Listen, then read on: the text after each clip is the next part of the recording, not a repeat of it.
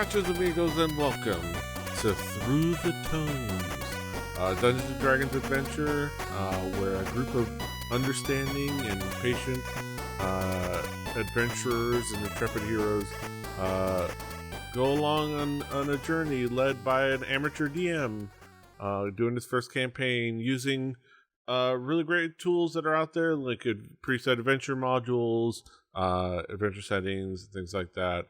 All building it together to show how you can do it as well. I'm PD Rave, your aforementioned amateur DM, and here with me is my team, my squad, my party, my wonderful patient adventurers. We have playing Wind and Summer, Daisy. Hello, everybody. Yes. Playing Tobold Toby Underborough, we've got Brett. So I've learned in the last week the difference between a holler and a hole. Yes. We've got playing Lucius Zanero, Matt. I have been informed that I own a bunch of postcards from Beatles Rock Band when it came Wow. Those are very specific and very much the Beatles Rock Band. Yes. Like those colors are not like, yeah. Yeah. And of course, last but not least, playing Solero Talion, we've got Drew. So I've been annoyed all week by middle schoolers doing the sheesh thing, and I think I'm going to kill all of them.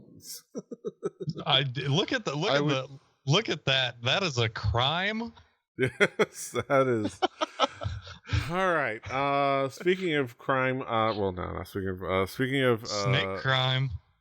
Snake crime. All right. A couple of things. I want to shout out to what I'm consuming tonight. I've got on deck. I've got a beer. I've got. I don't know if I've had it before, but Winwood Brewing Joint, which is Father Francisco. Oh, Papa Frank. Father Francisco. It's a Belgian-style golden ale. I've got it on deck. But starting off tonight, I'm just going to have a cup of tea. Good choice. Well, tonight I have... Well, what kind of tea is it? Okay. Tea, Earl Grey, hot? It's a black tea, some Yorkshire tea. I'm also rocking the my lovely World's Okayest Dungeon Master mug. So today I am sticking the usual Miller High Life, the champagne of beers, and going with a Rheingeist Zango. Rheingeist of Cincinnati. It's like a shandy with apple, mango, and tangerine. They make good stuff at Rheingeist. Sometimes they make a cider. It's good stuff. But also, when push comes to shove, the champagne of beers is there for you. Exactly. In quantities of 30.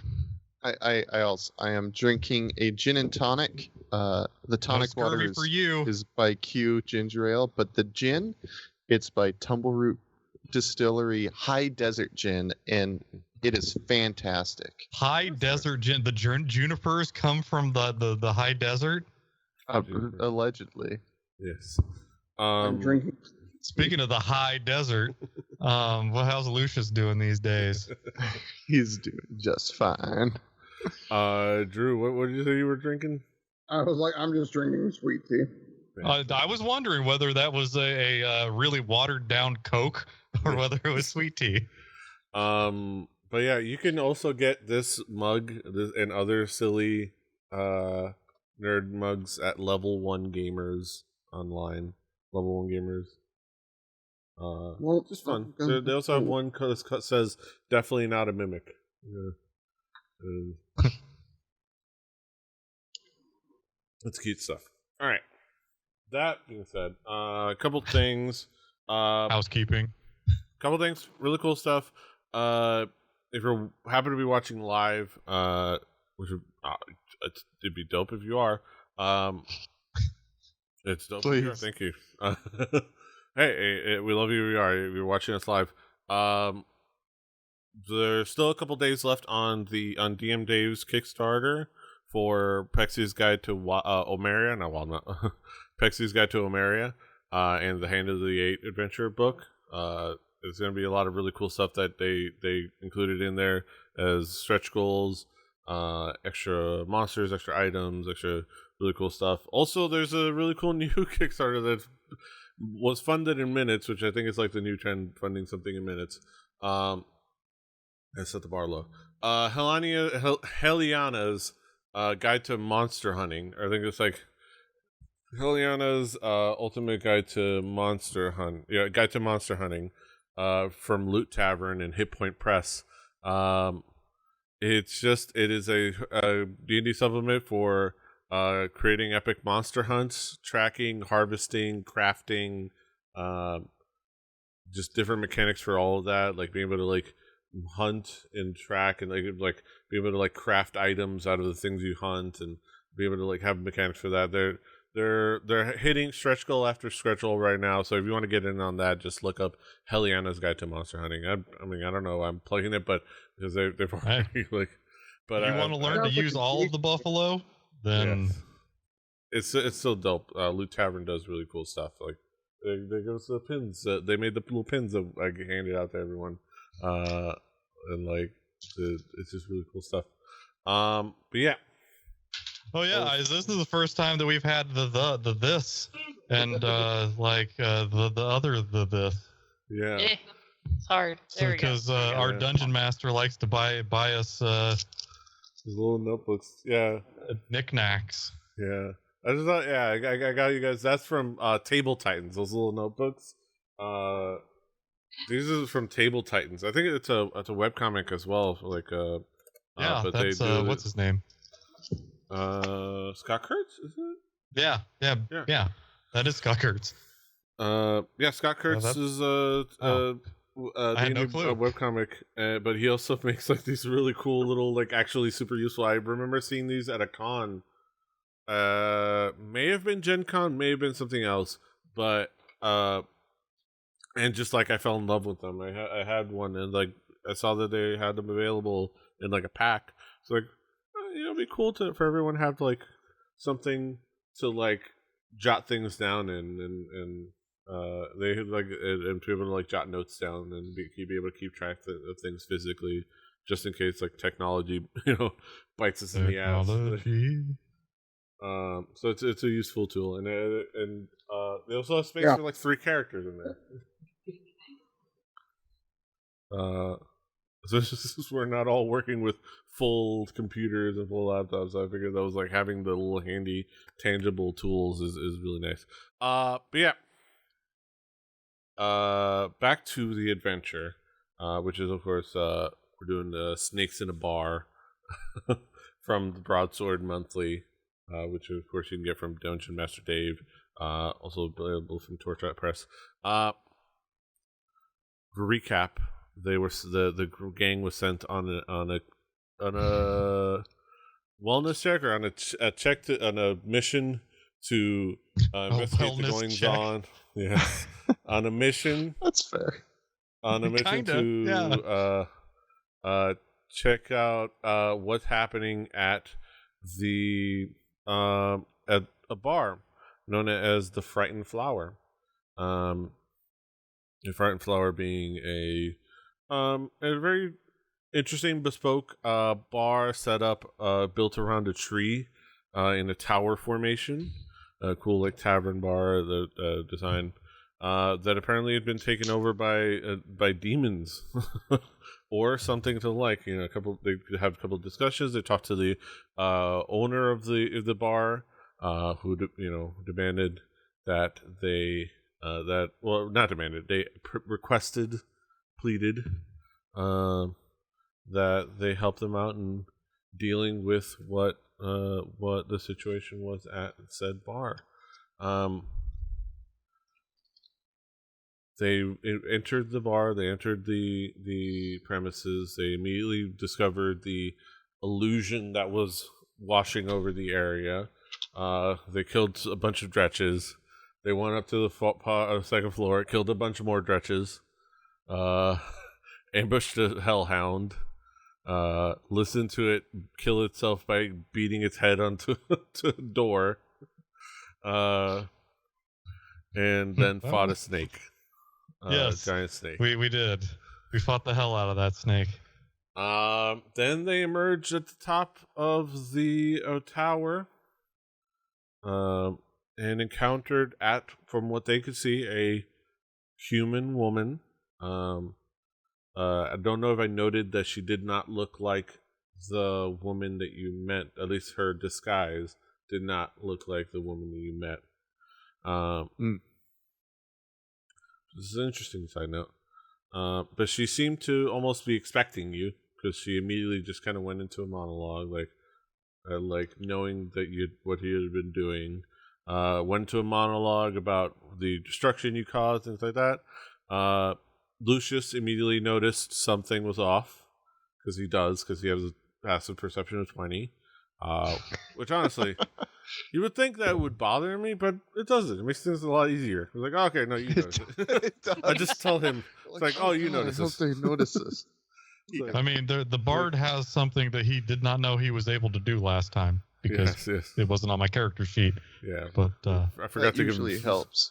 Yes, remember when you level up. And take your other cantrip. Take your other cantrip. Get your spells.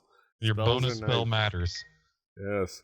But immediately noticing and being able to key in on what was happening, he was able to tell that there was an enchantment happening, and that the spiel that this lady was doing was all to try to cast an enchantment over them, presumably a minute casting time enchantment.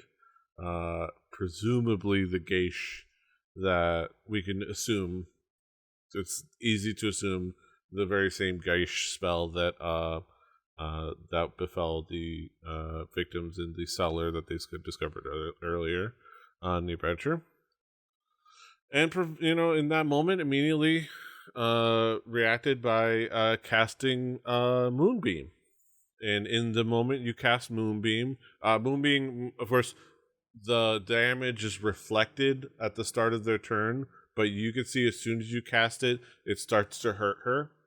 Because Moonbeam, it is an ongoing beam of radiant light, so it immediately starts burning at her, and she reacts and you see her drop her disguise, and this battle began. I will say, in that moment, she drops the disguise.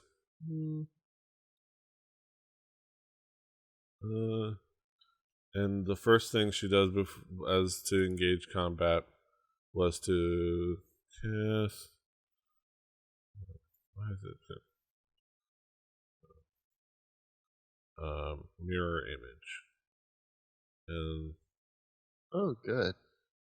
So she drops the disguise. You see this large hybrid human snake-like form that Serpentor appears. And now she kind of her form starts to duplicate in image, and you kind of get this moving in and out set of duplicate images. So she has 3, I think it's 3 duplicates that she got going around in her general area. Also you kind of see there's 4 of them. So is our initiative still the yeah. So sweet. We're gonna start combat, and I'm gonna. That is awesome. I think that a previous virtual tabletop may have had issues with remembering what our what order we might have. Yeah. Luckily, this is a program housed on a server that I pay for. I'm pretty pleased. I'm pretty pleased. I'm next up, and it lets me know with the dramatic music. Yeah, so 1 second. Let me pick out some epic combat music. That's the most important. The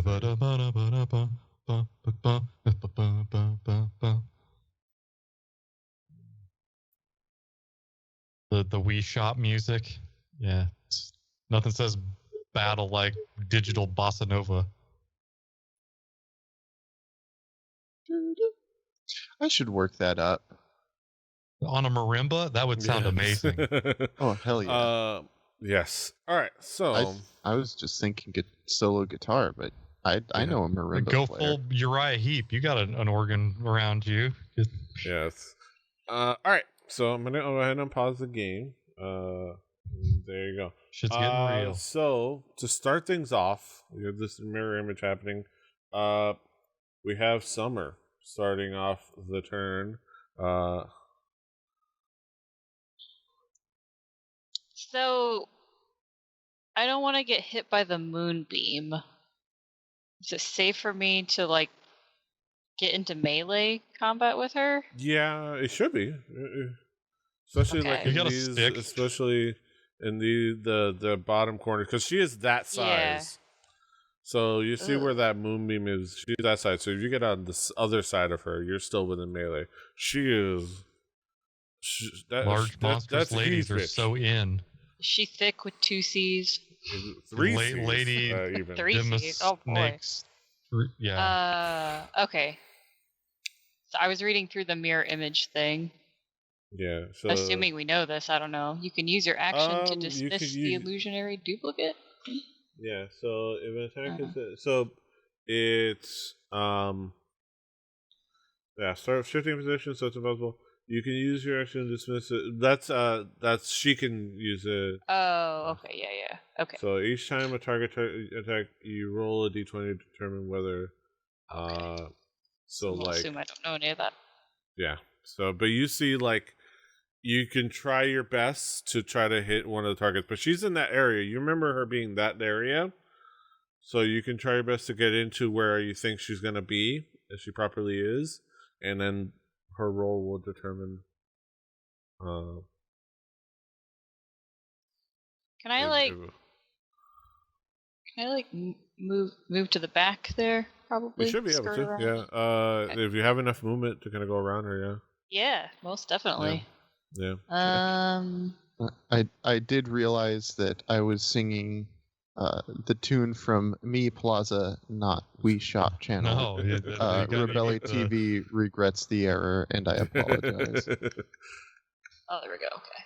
Yeah. Forgot how to target someone. Okay. I will thwack her. From Ipanema. I can remember how to use this thing. Where is my stuff? Okay. How do I? Oh wait, I've got little quick hit stuff. Forgot. The Wii Shop. The Wii Shop. Oh wow, that Okay. The animation that pays off. Yeah, I did the new dice setting stuff. Yeah, I added new dice. Cool. I added digital dice. I've been this is what I spend my days doing. All right, so I can relate. What? Okay, so let me go ahead. Go ahead, do the damage, and let me go ahead and roll a 20. That is a 6. On just 3 duplicates. 6 or higher. Okay, so you go to attack, and you know you hit, but then you realize you hit one of her duplicates. Mm. And then that duplicate,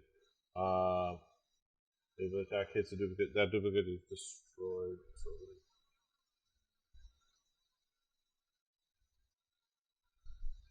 tracking things over here.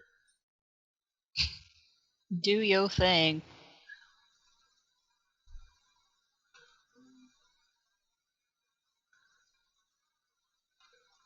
Little bubbles.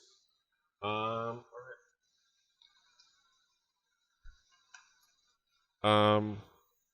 Yeah, that was your initial attack. You definitely, and you felt like you definitely, what you hit, you made contact. You did a good hit. It's just you weren't able to track the right duplicate. She was able to kind of like distract you to the wrong person.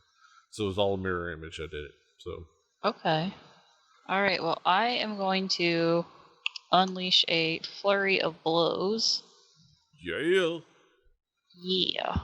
And a McFlurry of blows. I do have that one lined up. I like the little quick access menu. Nah, our machine's broken. Yeah, so I was gonna say, it's like when you miss, the enemy says, "No, the ice cream broke."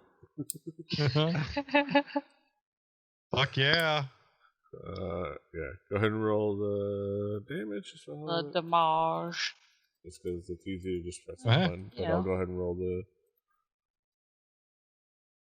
Oof. You feel that you do your unarmed strike, and again you go back, you turn yourself around, you swear, you get a good bead, you hit another duplicate, but it's now down to one duplicate. So you see. So each time if you hit a duplicate, you're eliminating it too. That's awesome. Also, do I get to extract aspects from this thing, or do I have to actually hit a real target? Let me see.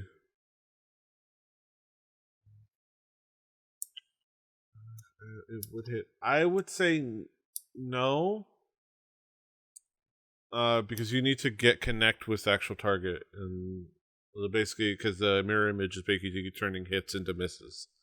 So okay. I would say that would be where I would go, just because you have to make contact and connect with your key. Okay, that makes sense. All right, well, let me go for one more punch at this lady with my little clawy things on, where they call bug smashers. Oof. 13. AC. It just hits. Oof. Yeah. I'll take it. Oh yeah. All right. Big rolls tonight. So either you make a little bit of damage, or you eliminate the last duplicate. Let me see. The 14 was definitely good enough, but one duplicate, it has to be 11 or higher, and it was a 6. No, so you hit, so you're able to get a good look, and you track the two duplicates, and you're like, you squint, maybe sniff a little in the air, sniff your snout. It's like, I got you. Boom! You just ball your fist and just boom, right into her torso, like right in there. You hit her in the ribs, and she's like, ah. Does that key make some connection? Yeah, you hit. Duplicate? So if you want to do, it's part of your flurry of blows. So yeah, you can do things. Yeah, extract aspects. So think about it. So you feel that you're able to kind of get connected to her key. As far as you can tell, and I'm gonna make sure that I'm looking at things correctly, so I don't rob you of pertinent information. But I think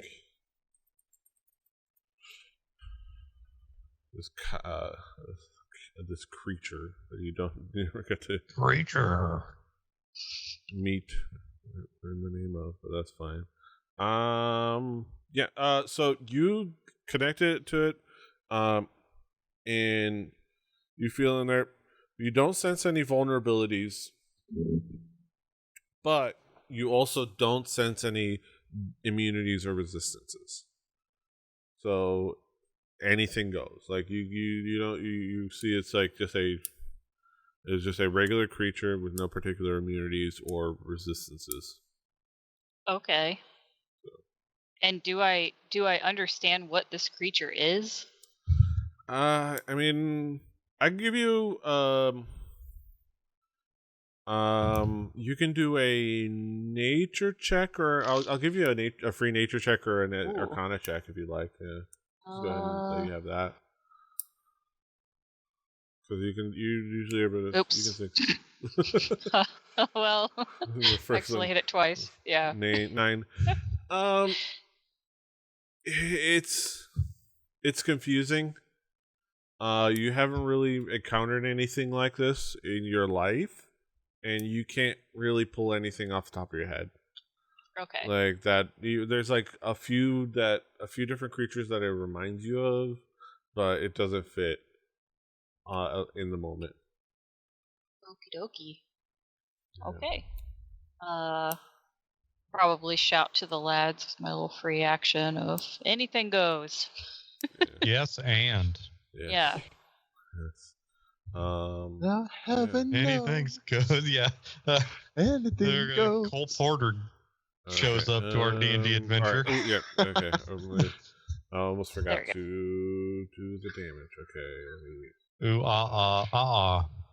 Did Toby get his turn music?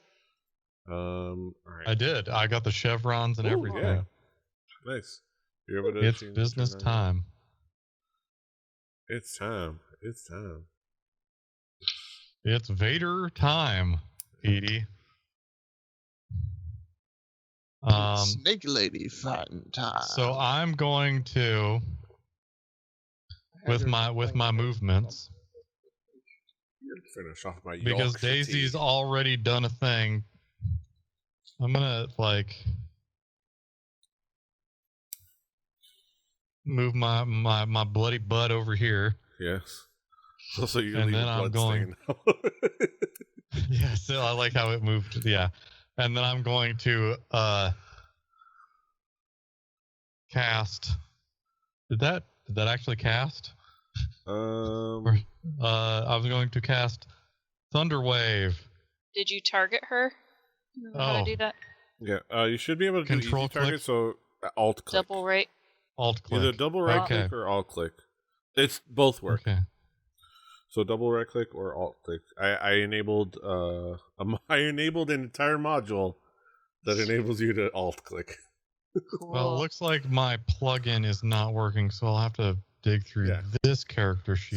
So just you should be able to find it in your spell book. Yeah. This is it for old Toblerone here. This is your last spell slot? Yeah. How do I should be able to, if you're looking at a spell in your spell book, just click cast the picture. Spell. Yeah, or you can even just click the picture. Yeah, but I'm animating. Yeah. Look at this shit. Yeah. I don't know what happened because I'm on the wrong tab, but yeah. Kitty, stop. And now everybody gets to know just how thunder wavy. That's pretty cool. User cam lacks permissions to update tokens. Oh. Yeah, sorry, that was the cat rubbing the keyboard, and I couldn't stop her fast enough. Oh, no. Oh my god, I'm sorry. On the cam side, I don't think it's you. Okay. It said user Solero something. And I was like, what? Okay. I thought she did that. I made a calculated guess that I'm gonna fail this save. Because if not, I'm gonna push this person 10 feet out of the moonbeam. She's going to make this save. But I'm guessing this character is high enough that it will be a half damage roll. Constitution. She rolls a 10, so she fails. Okay, well, sorry for Moonbeam. Because I believe she gets moved 10 feet away, but takes 2d8 damage. Okay, so roll the damage. So she get 10 feet away from you. So 5. She's been 10. Thunderstruck. So yeah. I forgot this was the one that blows everything away until after I cast it. Oops, sorry guys. Shoot, if I had remembered that, I would have put it 10 feet away. Yeah. Hey, heat of the moment. It's the heat of the moment. Yeah. I'm barding things up, everybody. I'm gonna say before the end of my turn, you hear me say, "Oops." So you pull out your lute because that's your bardic focus, and so you just kind of you play some Asia like that's right. And it's just like you strum and you kind of do a pluck pushing and the just snake, laid it too far. It was and you just do a hit a chord, and it reverberates all over her. It's just kind of, and you see just like it's amazing that it comes from your little body and your loot and to this huge, large snake lady. Colloquially huge. Yes. Yeah. Mechanically large, colloquially huge. She's a biggin. Pushes her. It's just the shockwave just exponentially gets bigger and just pushes her back 10 feet. Unfortunately, out of the moonbeam. I reached back and threw a 101 mile an hour heater when I was trying to aim for like 89. Yeah. But she got hit with that thunder wave. And she takes that full damage. She failed that constitution save. A roll an 8. She only gets +2. +2. All right.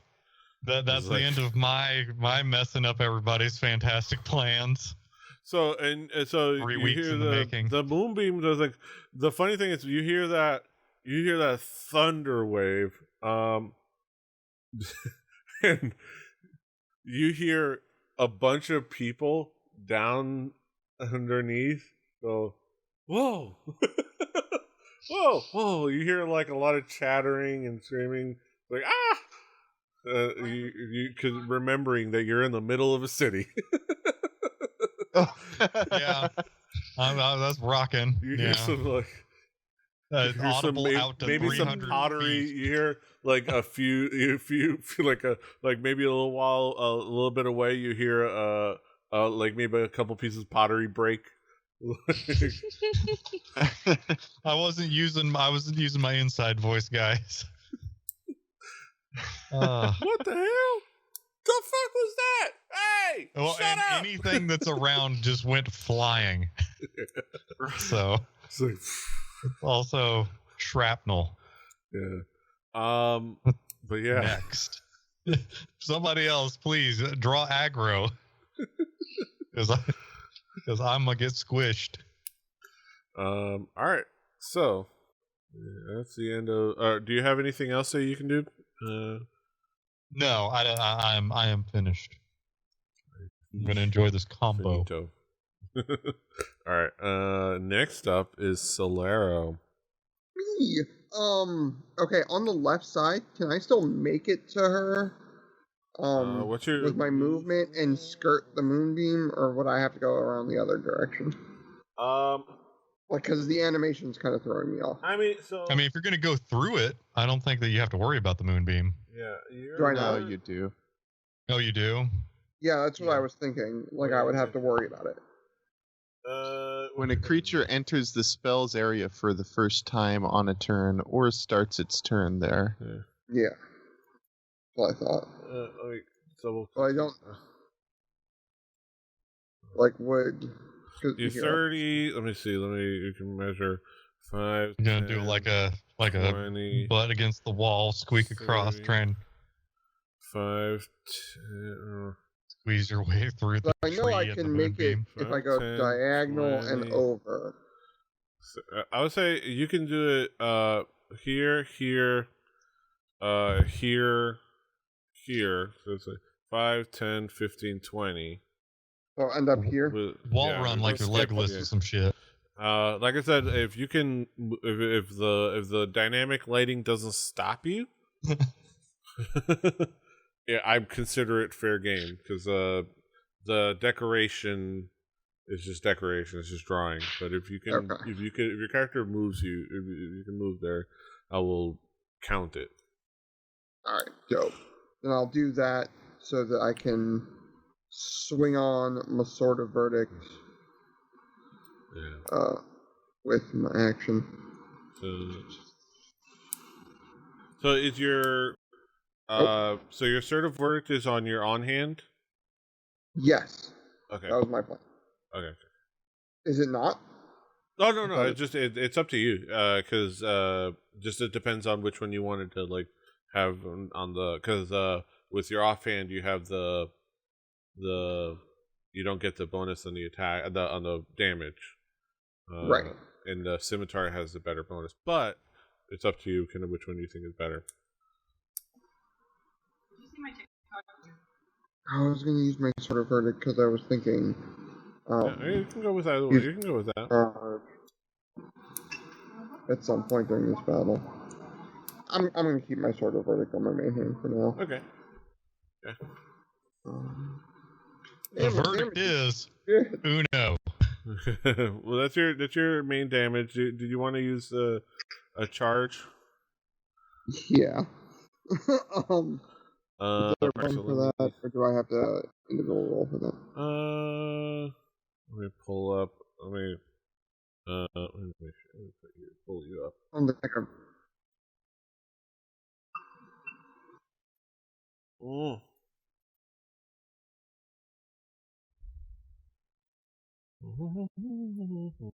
You should be able to just I think it's just you want to do the condemn, was it?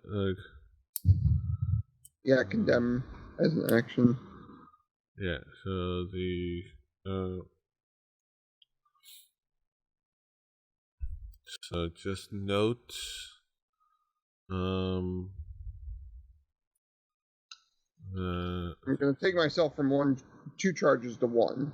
Yeah, I know that, but so you just let me just read the I'm just trying to read which is the dice.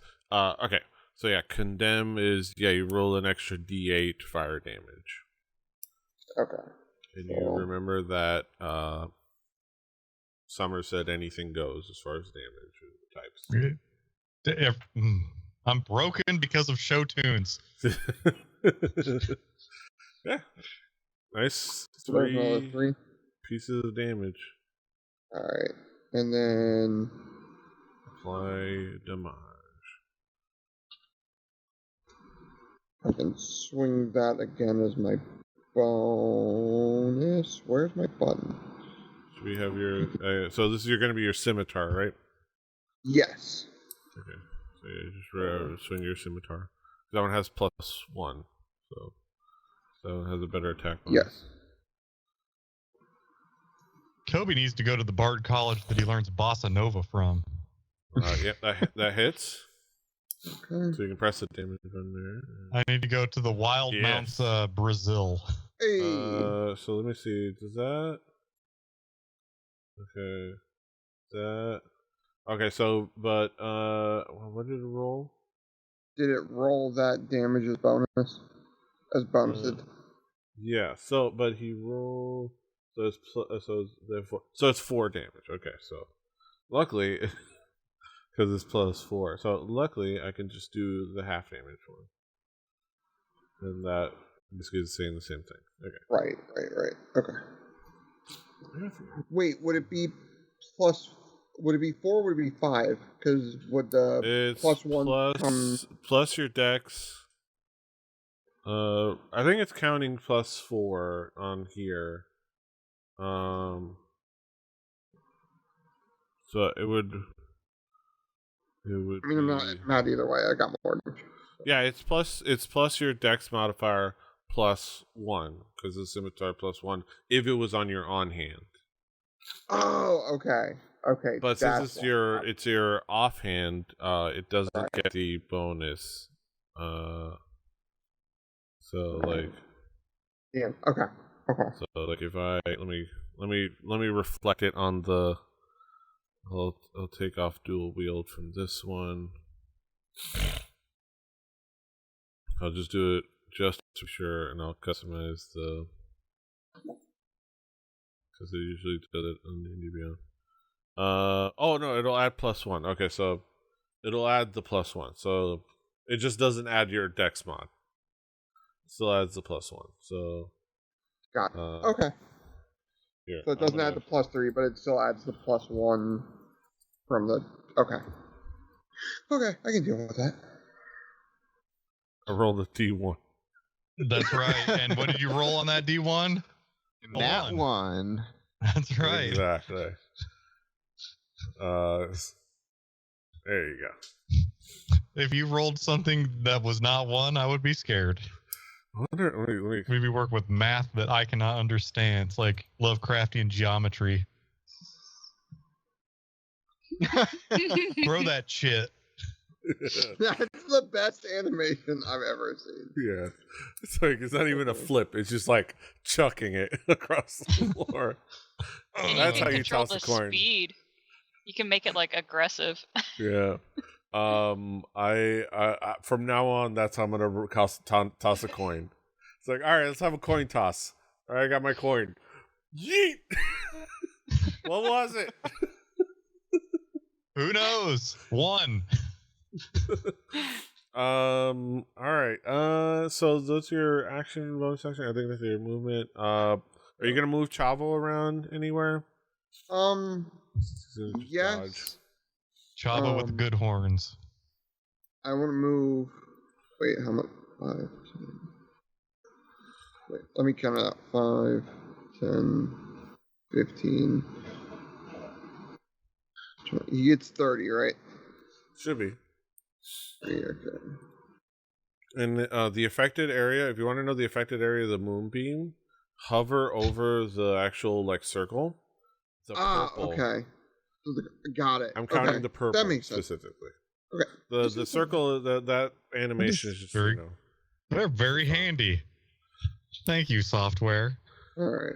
So that will end Chavo's turn. He'll go there and block. And he'll be and that means he's taking the dodge action. Yes, dodge. Sorry, not block. Sorry.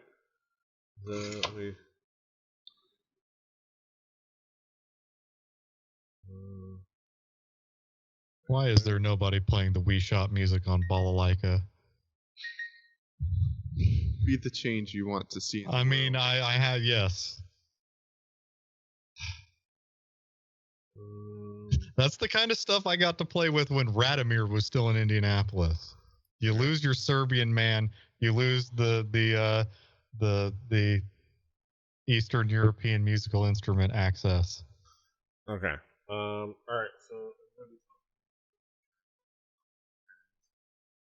So there is some fantastic accordion Wii Shop music out there. Which Balalaika, accordion, two great tastes that taste great together. Let me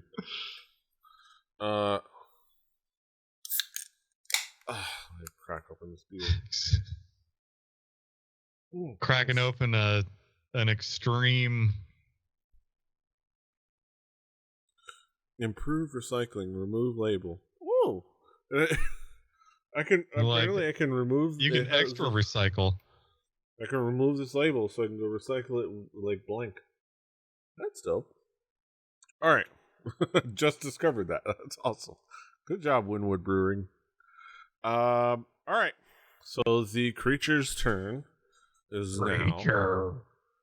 So still has the one duplicate for his mirror image. Wait, the duplicate didn't get like disappeared because I blew it up? No, it's like it's kind of moved with her. There's only the one now, luckily, but I thought whenever they took damage that they would. Let me see. I think whenever they or do they have to be individually targeted? It's it. Yeah, in order to that sounds like some D&D shit. Yeah, it's there until the creature or whoever casts a mirror image, like until you miss and hit it, you know. Okay. So it's there. It has to be intentionally that thing, and then whiff. Yeah. And it goes away. Yeah, you can't like it has it on there. But now there's only one the DC to make you hit the duplicate is higher. Okay. It's easier to decide. It's more of an easier 50-50 shot. Yeah. Yeah. All right. So let me see. On this turn, it's going to yeah.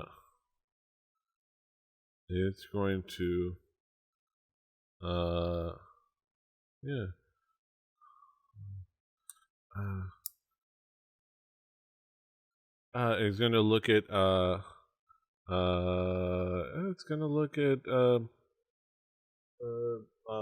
Solero, and come get some. Walk into that moonbeam again. Like the Toby needs I deserve this. Yeah, you can handle this the best too, though.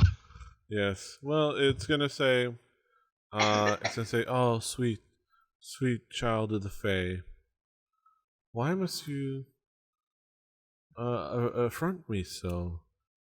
I don't mean you any harm. Why don't you become my friend?" It's gonna cast Charm Person on you. Ah. Oh boy. Let me give you. Do you have any resistances? Do I? So you think the charm here?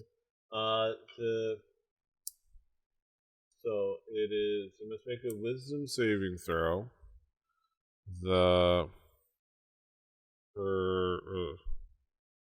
It pulls the thing. Her spell casting. Okay, so you must be the DC 13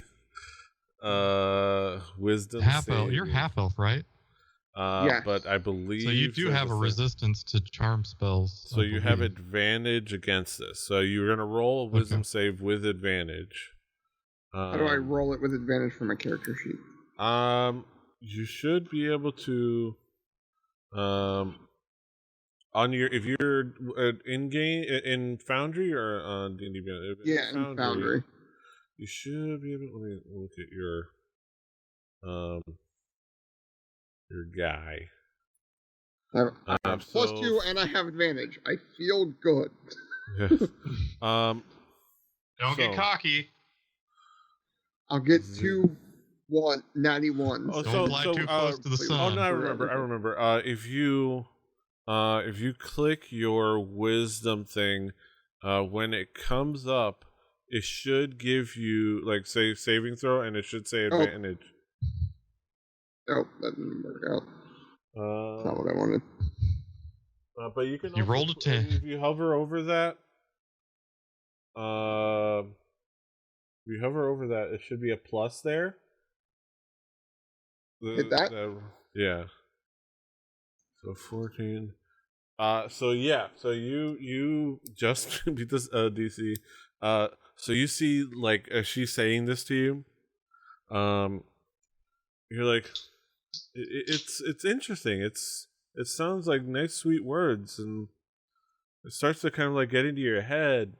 You're like, what the fuck, bitch? No. You just kind of like crazy shrug it off. Like, snake. What the fuck are you doing? That's right. Like, these adult lyrics are crazy. Yes, they sound sweet, but these are nuts. Yeah. But like, yeah, no, you just like, you realize that no, she's trying to turn me against my friend. Like, no, like, and you shrug off the charm you put over it, and she watches you kind of like shrug that off. She's like, but that is her action.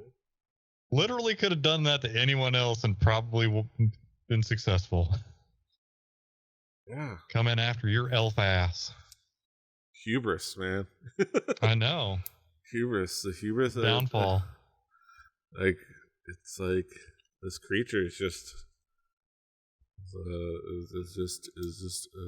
has an ego on her. But that being said, that is, I believe, her turn to try to cast that spell.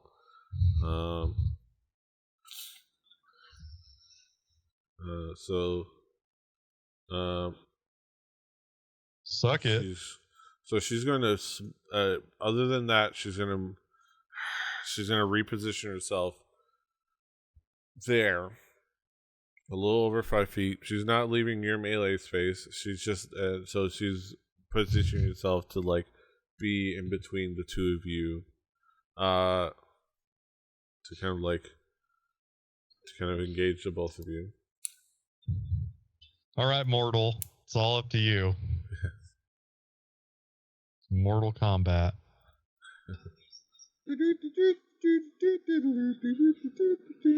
Mortal. So, next up is Mortal. Mortal. Toby needs to teach Mortal how to play a trumpet. I think Lou Bega. Trumpeter. Okay, 30 feet. Okay. Yeah. 15, Lou Bega. 20. Like play 20 beers on the trumpet with the wah. 30. It's like okay. I could make that happen. 5, 10, that is a 15, perfect 20, way to do that song. 5, 20, 25, 30. It skirts around the moonbeam. Hugging his shell, like puckering his turtle sheet, like cheeks, like smooth operator. So yeah, he's got his dagger out. Mortal power. And let's see what his features.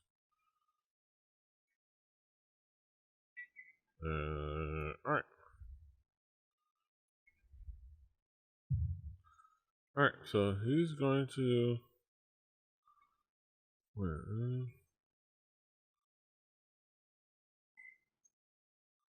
yeah, he's out of spells. Damn. Poor guy. Mortal's been up to some shit. We did have that short rest. But yeah, he didn't get it. He didn't get his spells. They don't get. I don't know how tortificers work. Yeah, there's going to be opportunities. I think, but like things like the best opportunities is for like wizards. Wizards have a thing to at some point start to regain spell slots. At least one. All right. So he's just gonna come swinging with his dagger. Swinging on the garden gate, swinging on the garden gate. Hollywood, swinging on the garden gate. Hollywood swinging.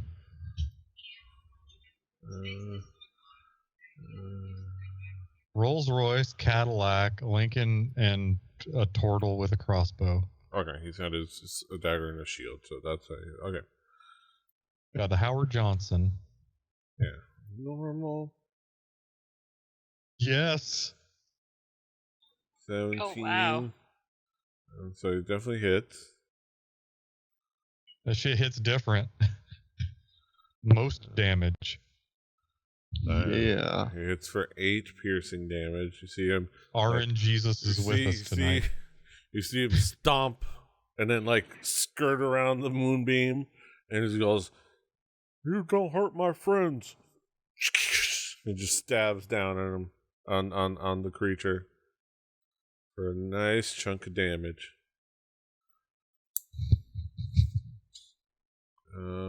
Yeah, he's gonna like makes purchase with its like snake body. It just like gets in between two of the scales.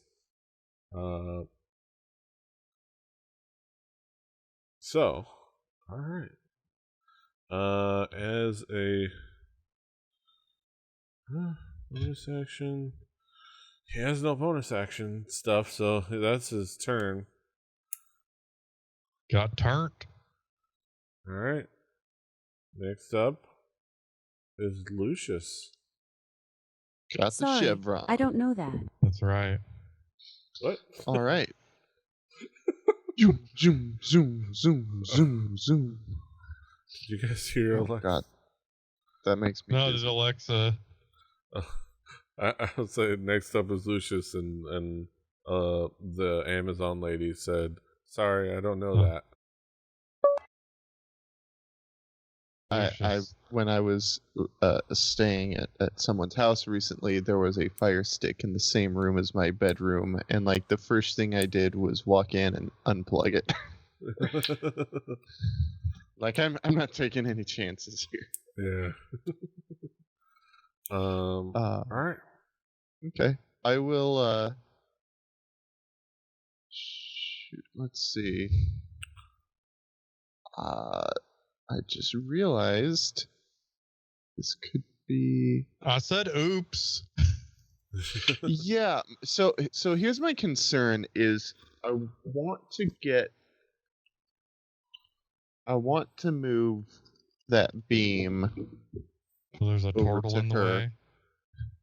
Yeah, like there's good positioning. The beautiful thing you can tell, I know you can see it from just your perspective, is that this creature is sizable, so you can cheat it on certain parts of it that it's to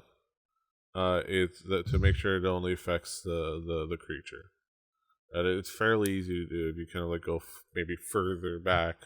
Does Lucius carry around a small reflective surface that and a tiny knife, like Lucius's snuff mirror? Yeah, God, it's so weird. I think I remember. I think we just determined that it's only when a creature moves into the spell's area, not the other way around, right? Yeah, because you can go through, but they can't go through it. Yeah. So science is in. It's like it has to make it to their turn to fully affect it. Fully. Right. Yeah. But the important thing is, I do not want to. Let's see. I'll move here, and then I don't want to damage mortal and or wind and summer. So I will move it. Yeah. How do I do this? I can move it for you if anything. Yeah. Be able to, the northwest corner is where I would like it centered. Yeah, centered around its northwest corner. Okay. Yeah, like that space. Okay, so let me I think I can use. Okay, there you go. Yeah, right there. Hell yeah. And now we wait. Oh yeah. Yeah. So the way I think of it is like you're moving the moonbeam. It has to kind of like the process involves it kind of like semi deconstitutes and then reconstitutes when it lands. That's the way I kind of interpret it. Like, I mean, as somebody who has to track the movement of the Earth and the Moon at the same time, sometimes, like Moonbeam seems like there's a lot going on. You gotta get But once it's in place, it's in full force, and then when you move through it, you're moving it through. It's like I think of it like a rain cloud moving. A rain cloud moves over you and it kind of drips on you. But if a stationary rain thing, you walk through it, you're walking through like a stationary shower. So, yeah, that makes sense. Sideways lycanthropy. Yes. And let's see. So you got that. What else you gonna do? I have a bonus action. You do. Yeah. The fortunate thing is you remember that Toby is probably out of spells, and he's probably the only one that can move something back. So you're probably going to be there until its turn. Yeah. So you're good. I will give Toby... I had noticed it before, but I just re-noticed his bloody nose. No, hey, the head wounds are bad for humans, but man, these halfling nosebleeds, they're real bad. He's wearing a crimson mask. That's right. I wanted to dress like Danzig, but I'm wearing colors like I'm Zandig. Got good color. That's right. Okay, sorry. One more question. Is Balm of the Summer Court, I guess, is that counting up or down? Have I used all my Balms of the Summer Court? Spells. I mean, look at your. Have you been tracking it? I think you did, because you had to do it. I would imagine it would be on the high side as opposed to the low side because you you save that goat. Right. No, but we did just take a short rest though. So let me look. Yeah, and that's what I'm looking at. Oh, and that's wild shape. So that's definitely counting down. So I have bumps. Yeah, you gain it. Well, at least you. Well, let's see. You used it on a short rest. I mean, I see it clean on the. I think I see it clean on your character in D&D Beyond, but I don't know if you.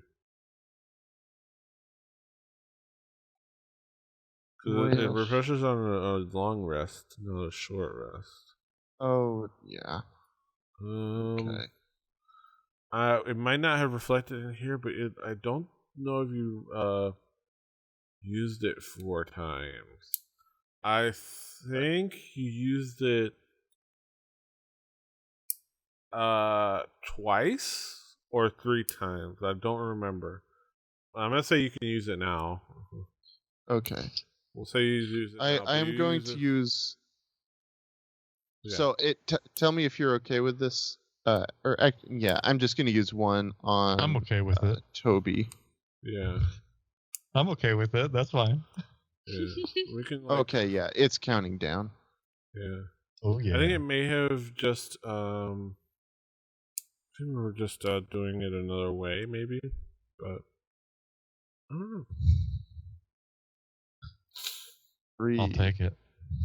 So just with yourself highlighted, just hover over it and press the little heart. Wait, what, Bob? Huh? Have yourself selected. What is that? I am selected. Yeah, and then the little heart in the chat, on the chat over there, the 3 in the chat. I do not. Oh, there it is. Okay, that was very straight, but yeah. And then you just press the little heart on the little bar. So that should have a heart on the little bar. Or right click it. Actually, on these particular rows, it might not reflect it. So right click it. Apply healing. Yeah, there, I did it. Yeah. Thank you for holding my hand through that and spoon feeding me those hit points. Yes. What is this? The Tiger Balm of the Summer Court. But did it, Toby, did it have you do that? Did it have you drop that thing? A little wavy thing? No.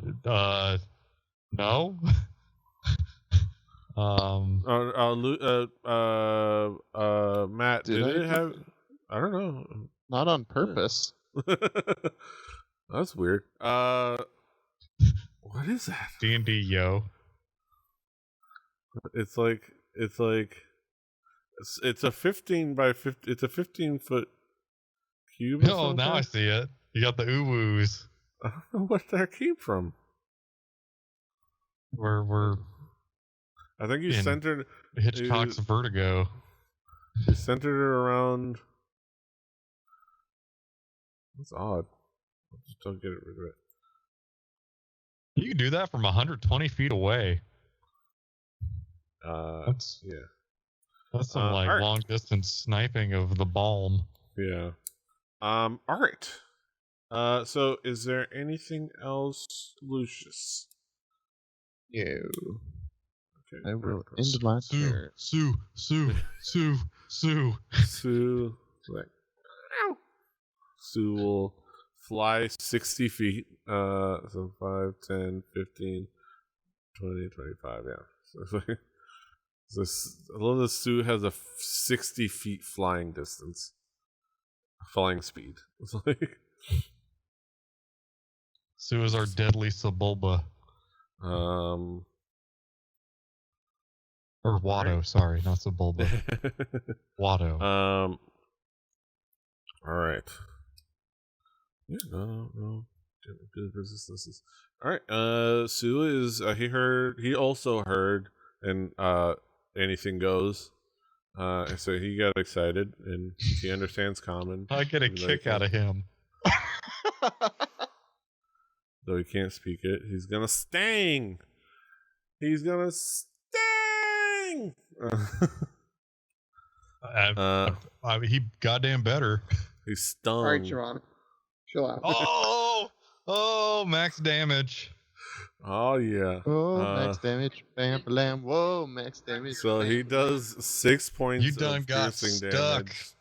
And then let's see how her Constitution saving throw goes. Through the Vinnie Caravella Memorial.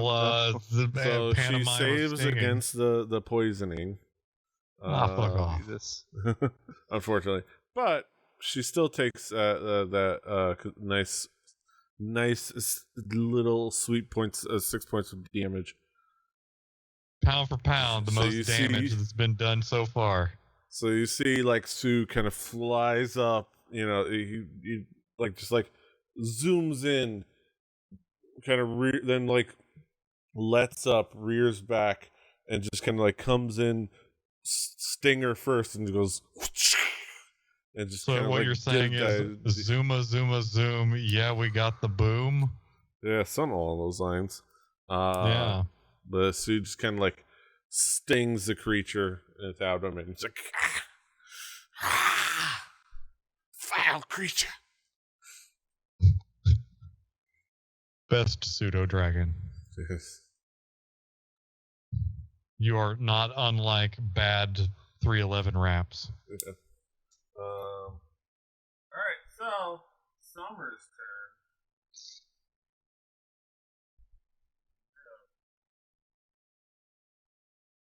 Summer's up and Toby's on deck. Toby still thinks Bossa Nova is a fucking thing that he needs to learn in Wildmount. Yeah, sorry about that. I shifted up 5 feet, but I left my bloodstains behind. Yeah, they'll now catch they're back up with on me. you. Yeah, okay. Yeah. That's really strange. Okay, so looks like I'm still targeting her. So I will try to give her another good thwack. Mm-hmm. I changed my die again. They're monstrous. Tiger you strike. unfortunately miss, yeah. But a 4 doesn't hit. Okay. What kind of monk are you? I should have been rolling those d20s for the mirror images. Oh, we can start over. Enter the dragon. So I'm going to unleash another flurry of blows. I'm going to roll 1d20. I liked how that die ran into the other die like you were throwing at a craps table, and it just bounced off of it. There's collision. 7 come 11, whatever that means. So since that was from, I'm gonna say,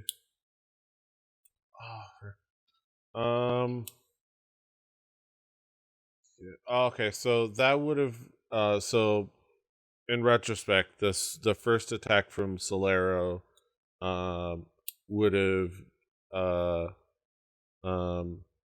hit the last duplicate, but now there's no more duplicates. So just to okay. So that 1 point of damage was we're taking that back. Oh no. Okay, so what are we gonna do? You mock it, and it will humble you. Okay, so Peter, are you saying by the time it's Summer's turn, there's only the one creature? Okay, cool. Yeah, so you don't have to worry about the mirror image. I should have remembered that, but luckily it didn't affect too much. Yeah, for some reason I thought all the mirrors were already dispelled, but that's cool. I was just forgetting, yeah. So I swing at her with my staff and miss, and then go in for my flurry of blows, and it looks like I hit my first fisticuffs damage here. Fuck yeah. Bludgeoning damage. Sweet. And then I'll go in for the second strike. Oof. Yeah, that definitely hits. Sweet. Oh. Hey. It's a nice fight. So yeah, you just you come with the thwack staff, and you just kind of so it's it's not that you so much miss as you kind of like hit a part that like she kind of like redirects you with like her like arm. You come in at her like torso, and she like just like swats it with like her larger arm, and swats it to the side. But you come back with a you plant the staff into the ground, and you come out with a pair of kicks like with your staff planted in the ground. So you're like boom boom. And like right into like her like the where the gut meets like the snake underbelly. Oh. So it's like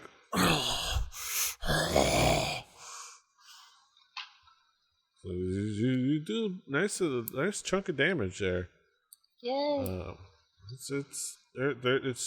She's starting to show wear and tear. Yeah. Well, shit's about to get real. Yes. All right. Now Toby is up, and then also Solero's up on deck afterwards. I'm gonna be right there. I'm gonna double right click. I'm gonna take my short sword out, and I'm gonna make with the ouchies.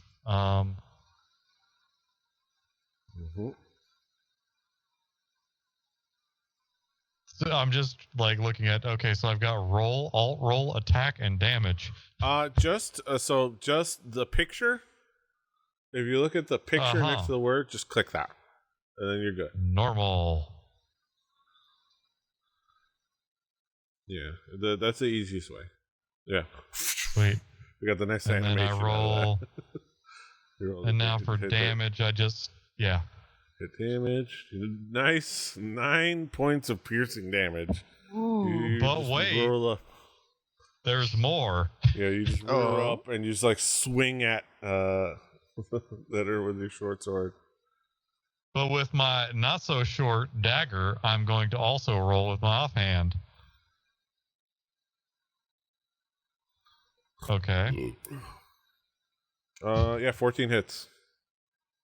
And then I'll roll some damage. Woo. Suck it. And then like I'm gonna floss a little bit, and then I'm gonna say I'm done with my turn. Yes. All right, so did I have I done it? No, I haven't done any of the damage. Okay. Yeah, I would have noticed that. Yeah, you do considerable amounts of damage with your weapons. Yeah, who needs magic when you got like these sharp blade things that you can stick into snake ladies? So I'm gonna say that you're on your free action, your last turn, you whipped out your short sword, and your free action this turn you whipped out your dagger, just to play by the rules as far as does it actually take that much time in a unless you have dual? I think it's like dual wield. I do have dual wield. Do you have 2-weapon fighting or dual wield? Okay, then I will have to. Yeah, it's very picky. It's like very picky. So, but I'm just gonna say like you did it last turn, and like you did it this turn. Rules is rules, and just because I only know how rules worked in 1991, I could learn.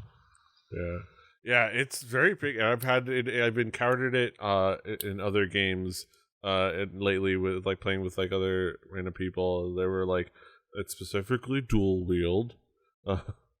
It's like a specific like, 2-weapon fighting is different from dual wield, and it's like. That is some especially D&D ass shit right there. Like, okay. That is proper. All right, there you go. It's like I've got 2-weapon fighting. Yeah. But yeah, we'll just say that because you didn't really you just did the one spell. Rules is rules. I'll learn it one of these days. But we said because like you only did the one spell last turn, so you had time to kind of like do all that. So that's where I'm gonna really willing to. I mean, I had time to stretch. Yes. Because that's where logic works the rules to its favor. That's right. The rule of cool. The rule of this makes sense because you had a little bit of time. All right. So, did you have anything else that you were gonna do? No, I'm finished. Okay, perfect. And now, Solero is up to go. He's ready to come original. Solero / Okay, Chavo. I forgot I unmuted myself. Okay. So, and Chavo has to be my main action? If you want him to attack, at least for now. Okay. Right, yes. I'm leveling into letting him be my bonus action. Okay. Then I guess I'll take another swing. That's yeah. That and sounds technically, great. my Sword of Verdict would still be in my main hand, so I can't swap that. At least not right now. Okay. Like, it's gonna probably be a next time thing. Oh. Verdict says. So, same thing. This is a big creature, so obviously you don't necessarily just like whiff. But it's a very big creature, and you somehow kind of like have trouble when you do hit. You don't find a good spot. You find a tough, like leathery, scaly part. You hit some gristle. It's like, and it kind of almost scrapes rather than hits. It's like, oh. But you can now you come back with your offhand, with your scimitar. Presumably, not to assume your No, action that's exactly economy. what I was planning on doing. I don't want to presume your action economy.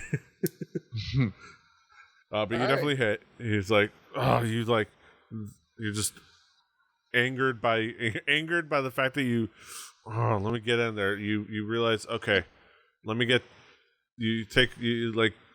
from that, and you find a better part with your scimitar, and you go, shoom, and I believe so that should be 7 damage.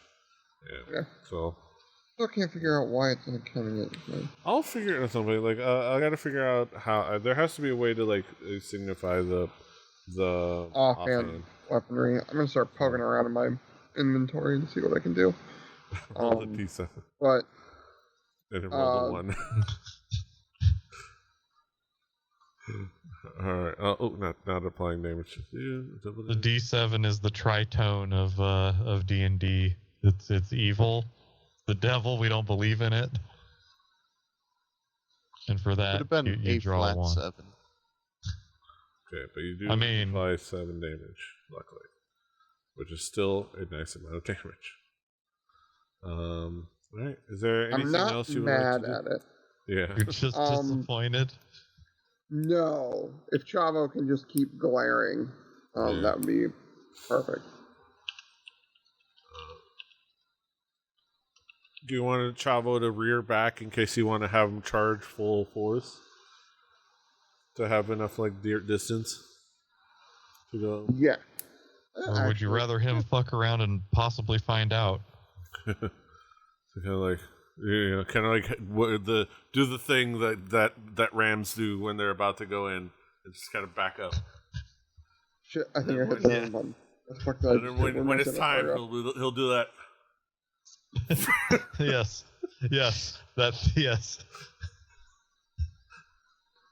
Wait, oh no. What did I do? Oh god. Okay, it's still there. Alright. Oh man. Sorry, I'm still poking around. Yeah, that's alright. Hey guys. Yeah, we get to play D&D. Mm-hmm. Yeah. Heck yeah. Uh-huh. Cool. This is probably the most consistent D&D group I've had in my life. Nobody's passing out drunk. No. Nobody's too high to be the dungeon master. We don't have to go to a questionable building to like. You don't have a terrible dungeon master. You have the world's okayest dungeon master. I don't have like a 21-year-old dungeon master who's wearing a trench coat and is really into Pantera. Yeah. Say no more. I mean, there are worse bands to be super into, I guess.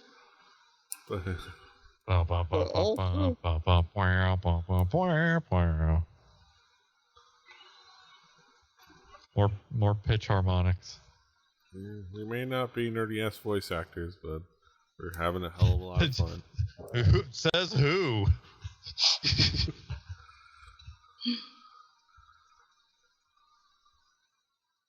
I'm here, sponsored by Canadian Tire, the hockey puck. I would very, like Jeff Gerstmann said, he would love to be the novelty American who just goes and like, ha ha ha, laugh. I barely know the Japanese language. Like, I want to be that, but I want to be the, like, lovable American who's like, Canadian Tire. It's like Sears, but it still exists. Yeah.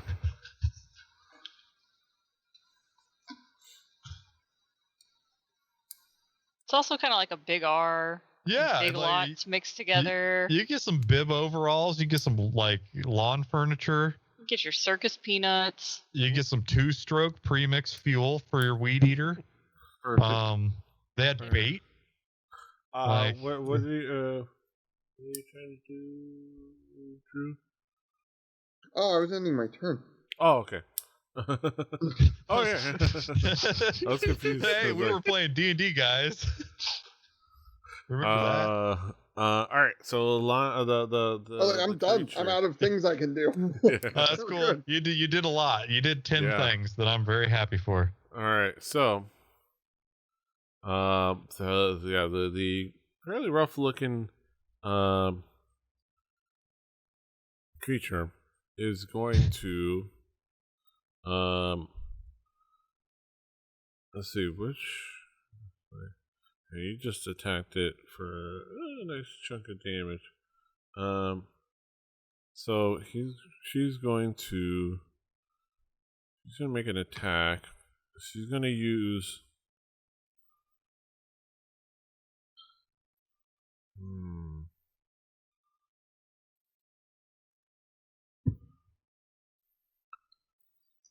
Okay. Now she's just going to let's see, what does it multitask say? Okay. She's going to first hit Solero. She's going to first attack Solero with her claws. She's going to come down. So she's a bitch. Got it. Alright, cool. She does a 9 hit. This hoe. No. I'm going to say no. Breaking news. Combos, the cheddar cheese baked cracker, are an official sponsor of NASCAR. Nice. Fantastic. Like so she like tries to hit at you with your claws, and you just kind of like parry her away. It's like, oh, bitch. Yes, good. Stay away from snake ladies. And then she reassesses. She's looking around. She's like, from you, she picks the next viable target, and that's Toby. Toby, with her second move, she's going to come at you with an intoxicating touch. Ooh. Okay. I'm small. So it has a 22. So you are magically cursed for an hour.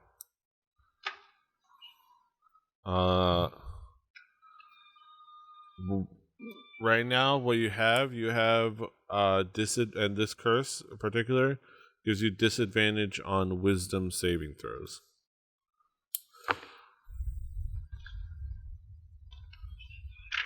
Cool. Yes. I've been cursed with being kind of dumb about stuff. You kind of... there you go. Cursed. Little symbol on you.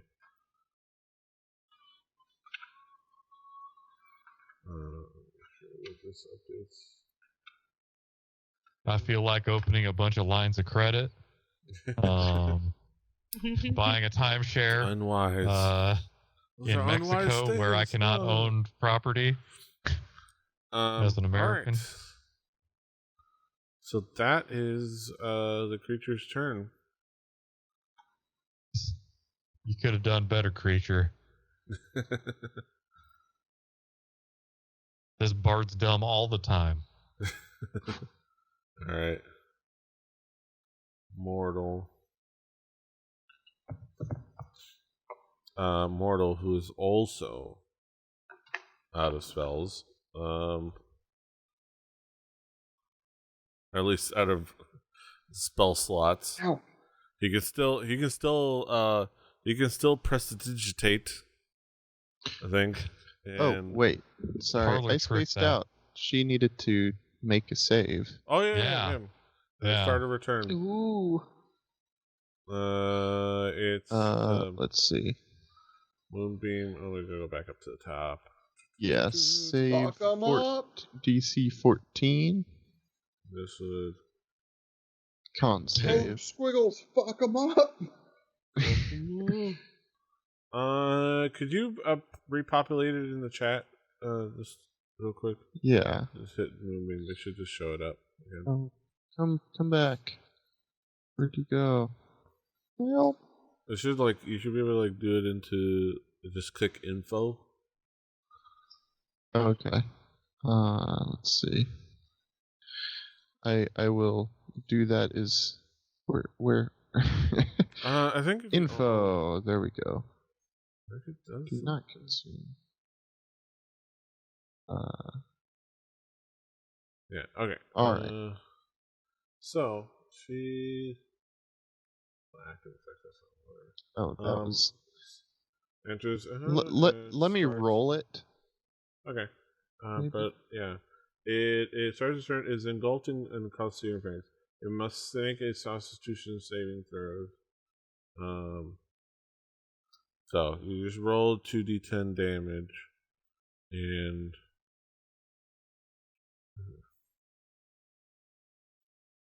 okay, and then 8 whole damage. Ooh. Which 2 rounds to deal 8 damage. Hey, it's not nothing. That is technically correct. The best kind of. That's what I've heard. Okay, bring up the okay, so it is a con save, right? Yes, sir. Gosh darn it! Will you pull up the dang character's dang sheet?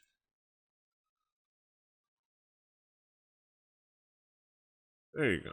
Okay. Alright. Constitution saving throw. Right. Yeah. But that just means half damage. So it takes 4 points of radiant damage. It's before it does anything, it kind of throughout this whole time, just slowly but surely, it's been searing at her, her body, and it just kind of is continuing to affect her, and you see that you can see the effects, especially on her turn.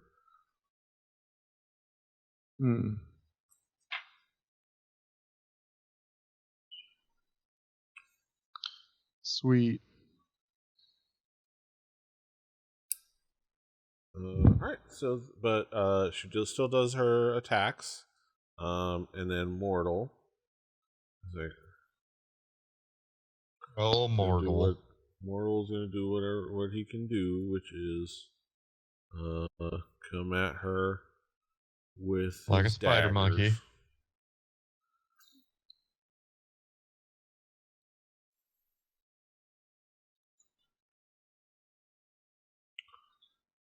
Nice, he definitely hits.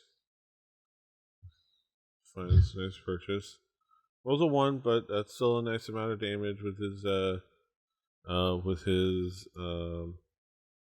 bonus. Almost applied damage to mortal. Yeah, it's this creature is starting to look rougher. It's starting to. You can see that it's starting to get to her. Like, you will not defeat me. I have much work to do.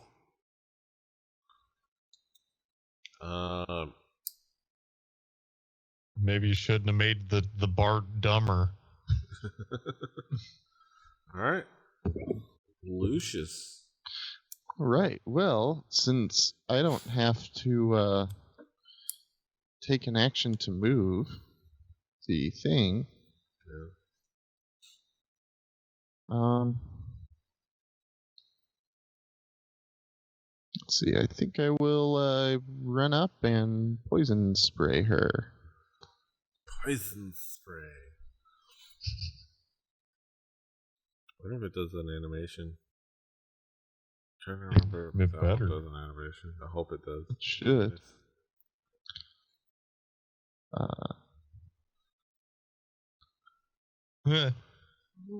Wait, that's not for me to roll. Weird. No. Everybody click the button. Poison spray. So you just like I am sturdy, therefore. There's a button and I couldn't help it. You can't help to push the button. Push the red button. All right, so I'll go ahead and click the save for her. She just makes it. Damn. Or take damage, yeah. Okay. And I will move back away. So you see that like you spray her with kind of like poison mist, and like it goes over her, but you see that she kind of is able to like protect herself and it just doesn't get into her system. Like it doesn't properly get into her system, and it just kind of like she would kind of like wash it off before it affects her, or wipe it off. Oh well. Yeah. She's a big creature, so nothing is necessarily missing. Right. So it's just sometimes like those ones it's just that redirect or that it's just a little tough. You guys are doing great work. And I will make Summer balmy. See if I set this up correctly. Just aspirin-free Aspicream all over this cat. Okay. Stand by. It's Blue Emu coming at you, straight to your kitty cat lady. We'll give this a try. That's a 2. Okay, so you should also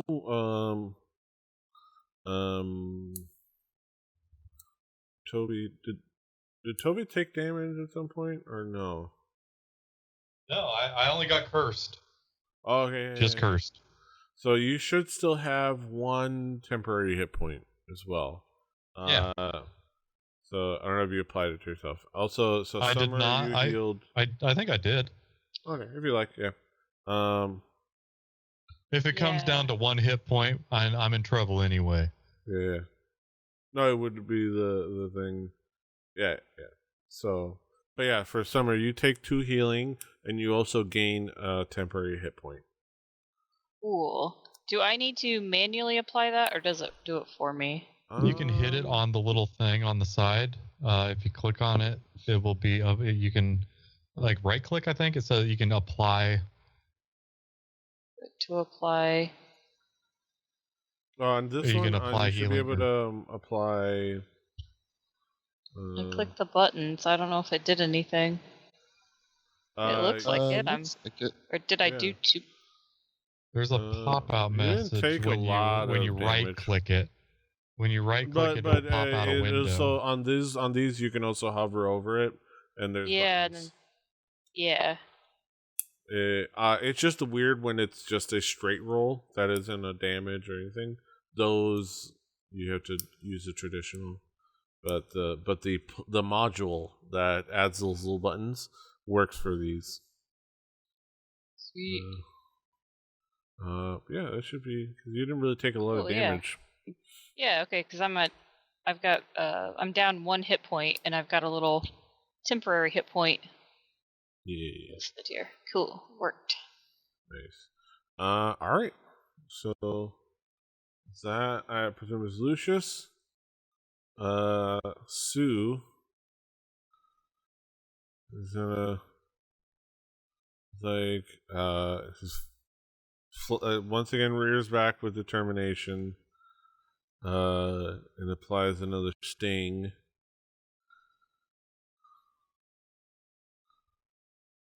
Once again, striking true for 5 piercing damage. And then the creature's gonna be. Ooh! Oh.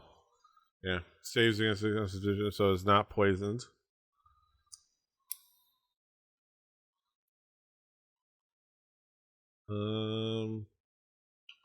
Yeah, I remember correctly. Make sure I look into it instead. Yeah. Some point.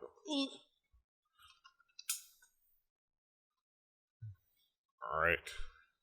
But yeah, he's unable to poison the creature, but the creature's definitely looking rough. Looking a lot worse for wear. Now we go back to the top. With Summer. Okay. Right. Okay, there it goes. Alright, well, I will give her a thwack with my staff. Mm-hmm. Well, you definitely hit. +6. Getting really good. Oh, a 1. Yeah, it's your dex plus your efficiency. But yeah, but you make a nice little amount of damage on her body. You just kind of like you come out with you kind of get her at you're coming at from the side from her rib, so you kind of like you find where her ribs are. And you're able to just thwack her right there in the side of her ribs, and yeah, you see her rear like I'll take it. And then I'm going to unleash another flurry of blows, not a flurry of blows. I mean, kinda. Oof. Might have missed. You just missed, or you come at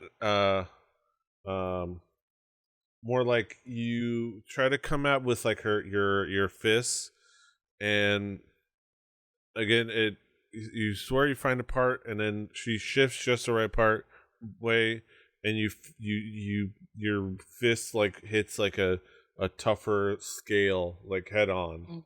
Like one of the scales, and it just kind of like absorbs your blow. Let's go in for the second one. And yeah. You still hope it works. You still have key points for these, right? I do, yes. I took that short perfect. rest. Nice. Gotta reset, yeah. Dope monk. I have been tracking them on my sheet here. Yeah.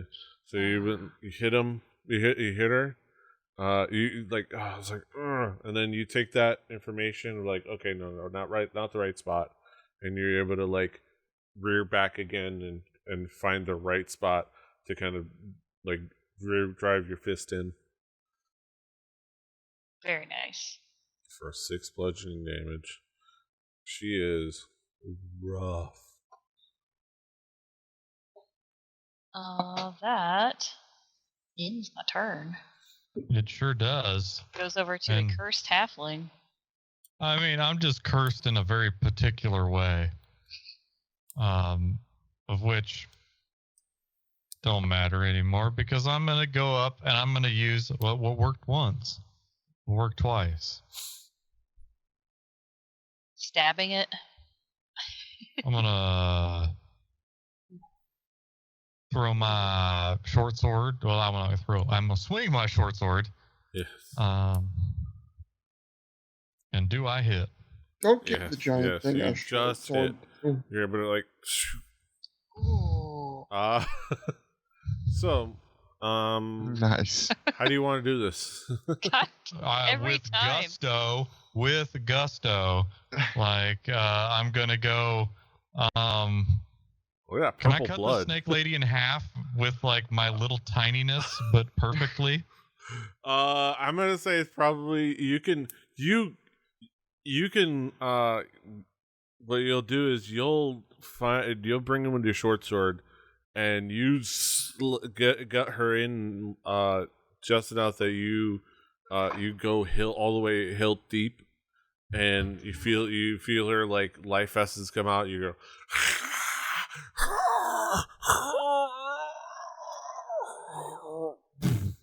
and you're in a good spot where if you wanted to keep going and working at it for a while, you could probably cut her. That doesn't seem like Toby's shtick, but I'm going to take my wins where I can get them. You slice. I'm gonna half cut open this snake lady so that she folds back like a hot dog that's been broken. Yeah, I think if you were. You're able to like you made a clean slice out of her side, and it's just like this open area. You can. Toby likes this. Yes. Will he remember this? Everybody liked this. Everybody liked it. Everybody liked it. Alright, actually, let me do it in the combat chart. Oh, yeah, I can do it there. He did. Yeah, with that, this creature, is done with, you see this lifeless creature, I'm gonna go ahead, and that ends combat. We did it, guys. Let me see. Yay. Heck yeah. We survived. Okay. Toby got the killing blow on another boss for the 5th time. Because I'm keeping track. I'm pretty sure that it's kind of like how if you put somebody in the first, like you put them in the earlier in the batting lineup, they get like hundreds of more at bats just because the top of the order comes up. I think it's just because I'm a halfling bard. Yeah. I'm getting those initiative rolls.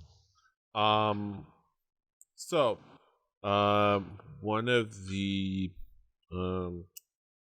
cool things. So I would say one of the cool things that you find is that you look around. Presumably, you guys like search the creature. Yes. Yes, we do. Yes. And it's pretty easy to find. It doesn't even need to cut open. There's no check needed. It's easy to find. Everything you can find, but you find. I love reading it this way, but 20 PP, 20 platinum platinum pieces. Oh hell yeah! 20 PPs. Is that rich, big PP? That's a big peepee. And you find that she's wearing an amulet. Oh. She's wearing an amulet. Very interesting, kind of a fascinating amulet. Can Toby cast identify? I have identify. Ritual? I do. Let me. There's my. Yeah. I have identify, and I actually have a slot, but I don't believe it. I actually have that slot. Hey guys, if you hang out here for a minute, I can take care of this. And I think. Yeah, I think it's identify is always available as a ritual, right? It is just a first level divination. I don't think it's does it have a little yeah? It is a ritual. Sorry, yes, it does. Yeah. So you guys have time. You guys kind of hang around, kind of like, kind of assess things. You take a moment. Are you gonna do it up here? Or are you guys gonna just kind of get back downstairs to sit down in chairs and stuff? Well, if we hang out up here, I can do it quicker. Yeah. Yeah. If you hang out up here, it's you spend 10 minutes, and you can identify it's just an amulet of proof against detection and location. Hey guys, it's a one of these. Yeah. It's a one of these. That's all right. Yes, and? Who wants it? Pseudo Dragon? It's you. No. That might be a. I'm kind of getting Toby vibes off that one. Yeah. So you know that while you're wearing the amulet, you are hidden from divination magic. Oh. So, like, for example, suck it. You can't be scryed on. Like. Divinations. Yeah, you can't be scryed on and things like that. I would say this is one of those things where definitely have, like, the main holder. But, like, if we're looking to be sneaky for that, there might be a free bird rule as the wrestling among us. They know it. Yeah. Well, if I've got no takers, Mortal, do you have any use for this? I mean, I probably don't. I would use it. I don't know if I'm. I would say if somebody is worried about enemies that have scrying magic, maybe. Remember, I'm still dumb. You're still unwise. Yes. Well, you just take disadvantage. No, it's fine. Into checks, yeah. I guess I'll take it then. Also, how many PP do we have? You get 20 platinum points. Yeah. 20 platinum points. Guys, 20 platinum pieces. I'm normally the bank, but I just want you guys to know. Yeah, you can hold on. You can manage as accordingly. So you can put that in your inventory as 20 platinum points. Jesus, I am like I'm a walking Brinks truck, guys. At this point? Right now we've got 1,316 gold pieces plus 20 PP. Yeah. Fantastic. Cool. So you took our PP for us? No, I've been carrying all of the PP. Well, yeah. I've got big PP energy over here. Yes. Okay. So pretty much when the next time if you guys want to supersize your meal, just let me know, and I've got what you need. I'm gonna. Yeah. But I need to get one of Mortal's like fanny packs of holding. I gotta find a magical luchador mask. Yes. Why don't you be the magical luchador mask? Yeah. Find you a wizard. What do you guys do next? Do you guys kind of like just go downstairs? What the hell? Is everybody going live? Like 14 different notifications. It's all so we've got a snake lady. I want to talk to the ranger in the party. Okay. Also, Brett, Gigi. Yeah. Well, take them where interleague play. Take them where you can get them. So we got the snake lady. What color are the scales of the snake lady? Let me see. And what are the color of the scales on the big giant snake we'd killed earlier too? Because Toby's looking for a pair of boots.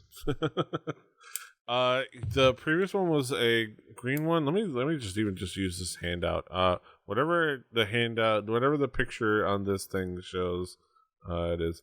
So, it is that. It's a coral king.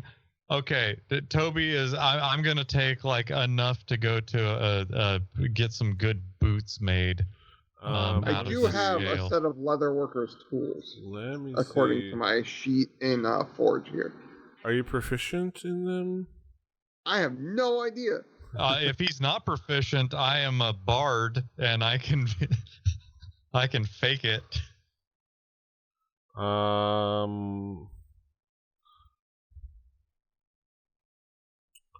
Yeah, let's see. Skilled leatherworkers tools is in my features on Forge.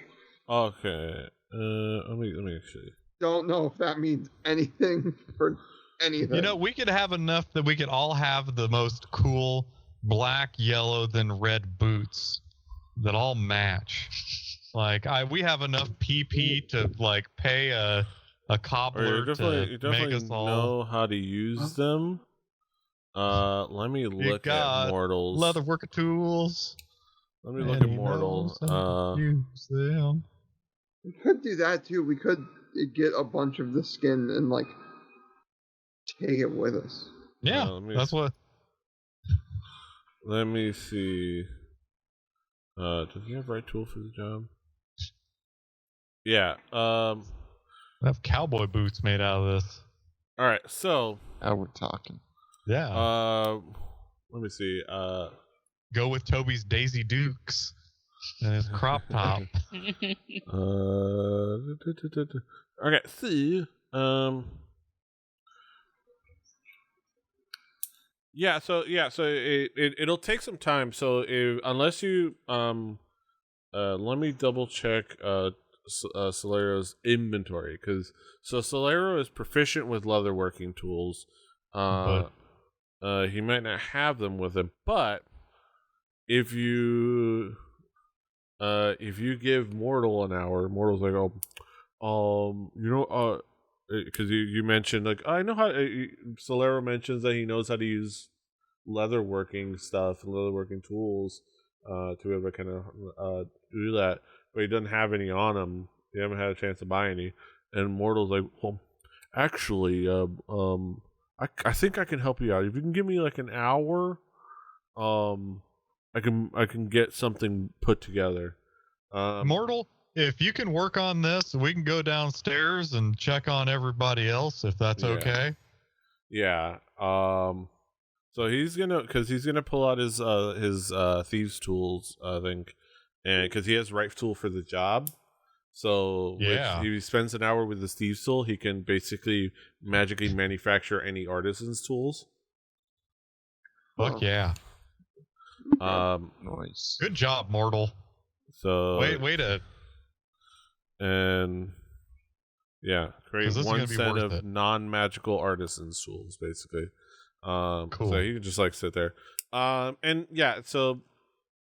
to more or less kind of like, there's not a lot to kind of go into too much detail. Let me switch the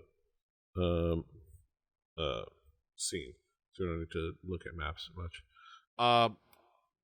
You do kind of like look around. Once you've killed everything, you've dealt with the Castus. You dealt with the creature. You didn't know his name. You didn't know her name, but you discovered you looked at you're able to kind of like look in there. When you go downstairs, one of the things you do notice is that there are guards looking through everything, shocked, and they're like, at first there's a tense moment of like, what are you doing?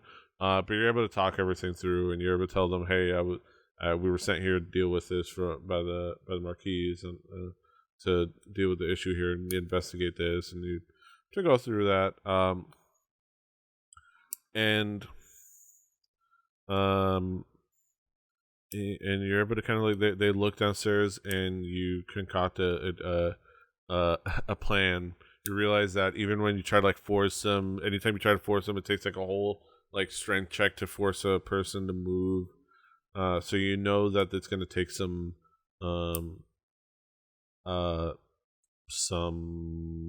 holy people, some yeah, we can call for reinforcements. Yeah, where they have endless lord and endless time. Yeah. So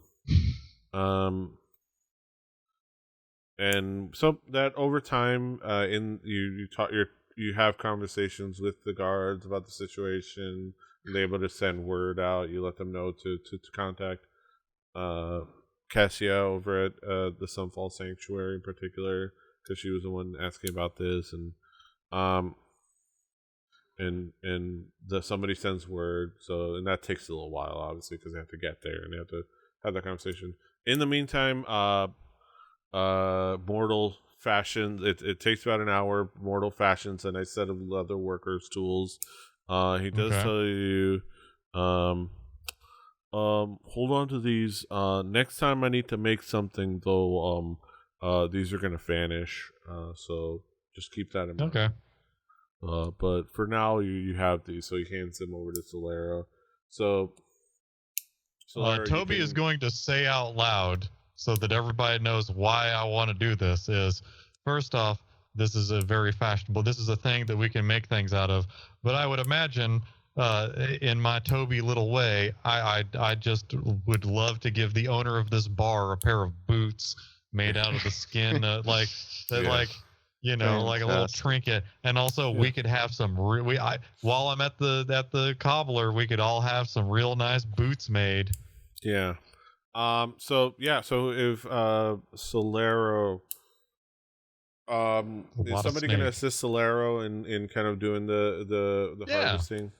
Okay, so I'll give a hand. Yeah. So the check. So it should be. So if you add, let me add things to your inventory. Waste not, want not. So you should be able to add leather workers' tools to your inventory, and if you want to add an asterisk somewhere, just to remind yourself that they're gonna, just to remind me that they're mortals. Do I have to do that concoction in Beyond? Is that? You can do that in D&D Beyond. I'm gonna see if I can find it for you in here. Might be easier for me to get to that from my phone at this point. Equipment. But just to have it, thanks for entertaining noted. This dumb side adventure, everybody. We need boots. Dumb side adventures is why I love D&D. I just want to think we have coral king snake boots, but they're like gigantic coral king snake like pattern on like knee-high boots. Go all out. There's enough snake here for all. I'm a halfling, so I only need like this much. So how much you want to harvest enough for 2 sets of boots? I want to get as much as we can get. Like, if we, because I imagine it'll be flat and it'll roll up, and I'll carry that burden. I'm gonna say you can. Solero will make the check with advantage. No matter what, he can at least make, no matter what, he can at least make a one set of boots for you. And if he rolls anything higher than a 5, he can make I would say with this probably like 3 sets of boots, just with the amount of. Go for it. The only thing the roll will affect will be how well he does it. I would say anything higher than a 5, he makes 2. Anything higher than a 10, he makes 3. And like lower than 5, I would say lower than 5, he makes 2, but it just takes a little longer. It takes a little longer. No, he makes a 1, and it just takes a while. So no matter what, he's gonna at least be able to make a set of boots. Get you enough leather, not make the boots, but get you enough leather that you can sell. It's just a matter of how much he can cleanly harvest without destroying viable. And we also cut this thing in half in the most inconvenient spot. So like, you sliced it horizontally, and you made a slice in his belly. So it's like. You just started the process, is all. Yeah. All right, let's see who gets whether we're hitting a pair of slippers Drew, or 8 boots. If you go into your inventory, I added leather workers tools. If you hover over the picture, you should be able to just hit the roll. Forge? Oh, yeah, in Forge, in Foundry, and but go ahead and hover over the button and hit the plus because you do have advantage. Oh wait, hold on. How do I? In the chat, hover over the thing. Trying to get the. You get a -1. Yeah. Yeah, you managed to make 2 sets of boots. I would say you managed to get enough. It takes you a little bit of while. Some of it kind of doesn't come off cleanly. Like a good chunk of it doesn't come off cleanly. You can destroy it. But you feel like you made just enough that you can make 2 sets of boots. Like enough, definitely enough for a halfling and a human. But all right. I'm going to thank my rangery friend.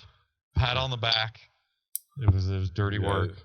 This ain't a cow. It was like a 2-person process. Kind of so you to do your dirty like work. Toby was holding parts and Solero was making the major cuts and kind of finding. I'll buy you a beer and like some mutton next time we're hanging out somewhere. And I would say like since he's proficient with leatherworkers tools, he can make the boots like as a project over a weekend or something, like when we have some. Yeah, while we're traveling. On a rainy day. Yeah. But like as the bard who has like heard of stuff, I have not seen scales like this before. And also, waste not, want not. They're just gonna burn this up. Like Yeah. So you're able to get that much. So you can make whoever is holding it. I'm not saying mortal. Because it's big chunks of leather. So it's fairly sizable chunks of leather. So I'll have mortal. Mortal offers to just shove it all. He opens up his bag. You're gonna gross up the inside of your bag of holding, mortal. Hey, pocket dimension. Everything's kosher. Okay. Like I hope you don't keep the food like plates and he puts it like your mess kit in there. Cross contamination. That's right. Yeah. It's like no, it's okay. And he puts in the snake stuff, and he pulls out some jerky from inside the thing. Look, it's all good. None of it gets on each other. Hey, that's fantastic. Again, I'd like to thank everybody for indulging, but we need like a swaggy kind of wizard hanging around with us to enchant some shit. Yeah. We need to travel around this. We need to skip this town and go find a place where a wizard can make me some magical boots where I can like get like wheels on the back heel of these boots so that you can like roll around like on the heels. Like, Yeah, it's one of those things where you're gonna have to probably hit up a bigger city. That's right. We got to go to Rexentrum, maybe Nicodranus, but it's going to be some of the. We need to go to one of those crime islands. Get the good magic. Crime Island. But as you're doing this, you do what does happen is, as you're kind of having this conversation, you store that. You do those things. Kessia and Minetta do show up, and Kessia is like, thank you so much. I'm glad that you're able to sort of deal with this. I was afraid that nobody would believe me. I was able to. I'm just glad that we were able to at least help some of the people. We'll start taking care of the people. We're gonna start slowly but surely start kind of healing them from this magic spell. There's only a couple of us that know that level of curse removal, but we were able to kind of work fairly diligently. So, anyways, kind of reaches into her purse. Well, I did promise you. She kind of pulls out a pouch and here's the 100 gold I promised you. Is anybody in charge of the finances? I am sworn to carry your burdens. Point to Toby. Me? I'm the banker here. Young Tobold. I'm glad this here. And she hands you a pouch, and you can count it if you want, but there's 100 gold in there. I'm gonna trust that we. Yep. That weighs about 100 pounds. Whatever that would weigh. So, in that situation, so Minetta, when they both come in, Minetta could just kind of pushes past you and is looking around. It is just shocked at the state of things, and the dretches, and she looks up. She like, you notice that she kind of does climb up to like the other floors. Like, oh my god, they've ruined it. They ruined my place. They ruined my home. Thank you so much for dealing with this. Well, I mean, I'd ask you, what do you know? What was the creature? What was that creature?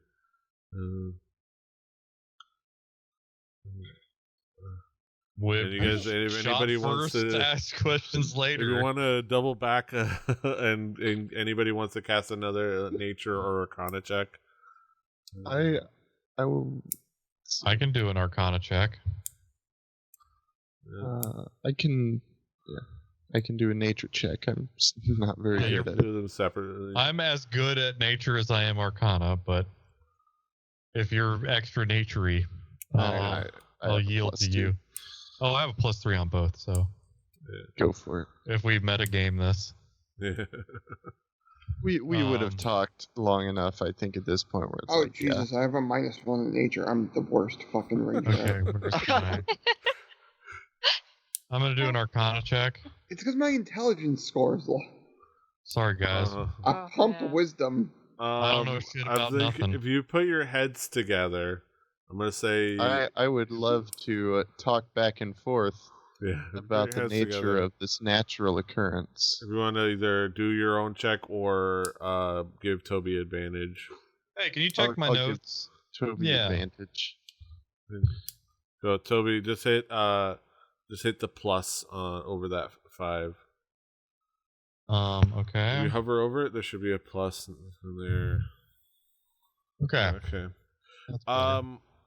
You guys talk it out, and based on what you guys remember on certain things, more on you on like maybe folk tales and stories and things like that. Songs that kind of go back and forth. Lucius a little bit more on like some of the creatures he's maybe encountered and things like that. In the few times that I smoked a bowl with this snake one time. You learn that it is a distant relative. That creature is a variation on the Lamia. This a little bit more snake-like. Usually, I mean, if you see the art on the Lamia, it's more like tiger-like. But it is a large monstrosity. Looks like Tommy Chong attached to a cat on the second edition art. Yeah. Something like this. Or I don't know, just showing it to you guys. Yeah. Oh, what the fuck?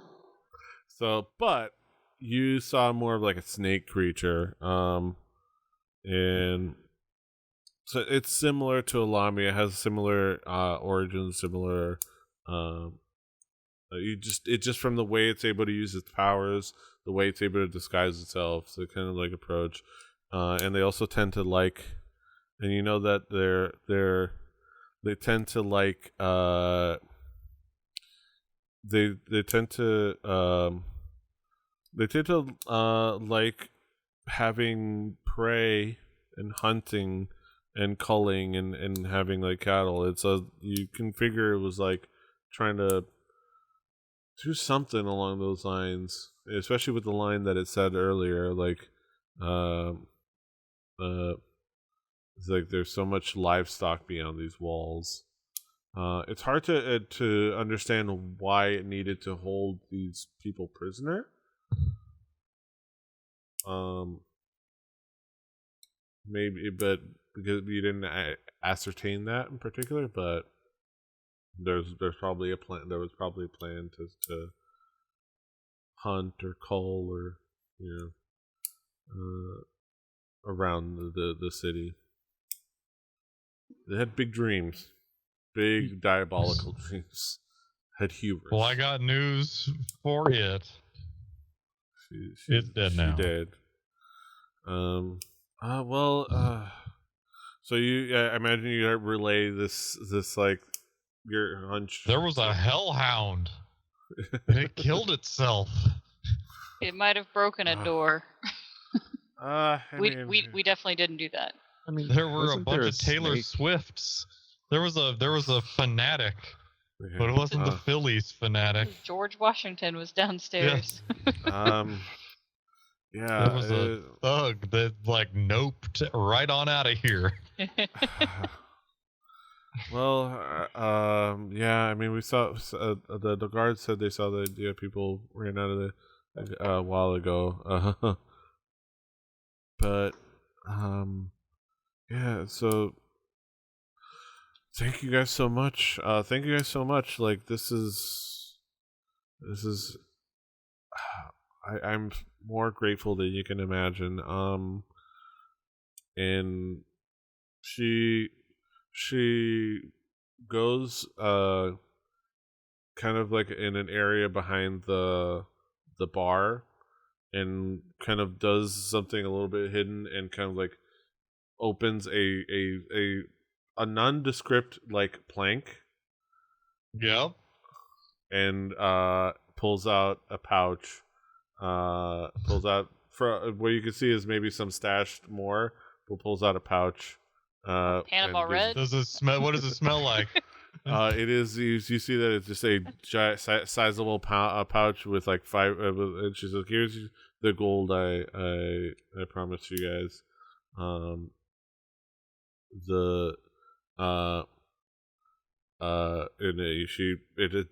It feels like when she hands it over to Toby, you held your hand out and she handed it over to you. It feels like 500 gold in there.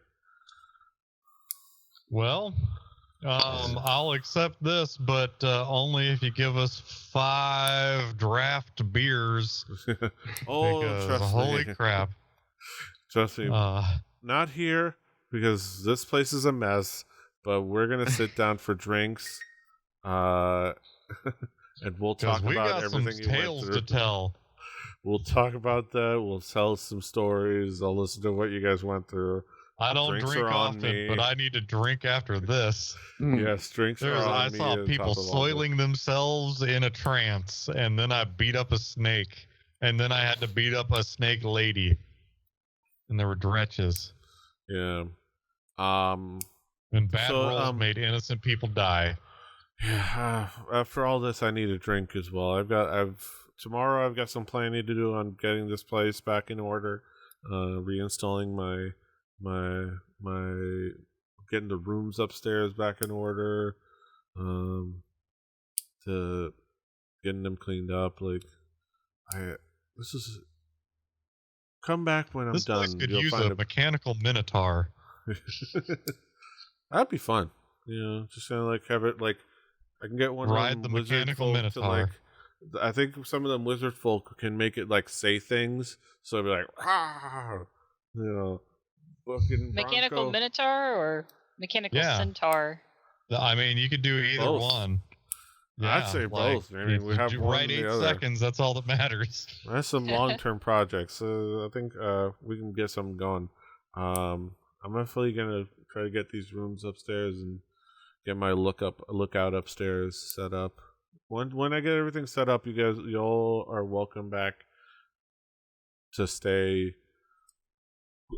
for free. I mean, it just you guys are for my forever guests. Whenever you need need a place to rest. But let's go get a drink. All right, yes, you guys. Let's. You guys know a place? Do we?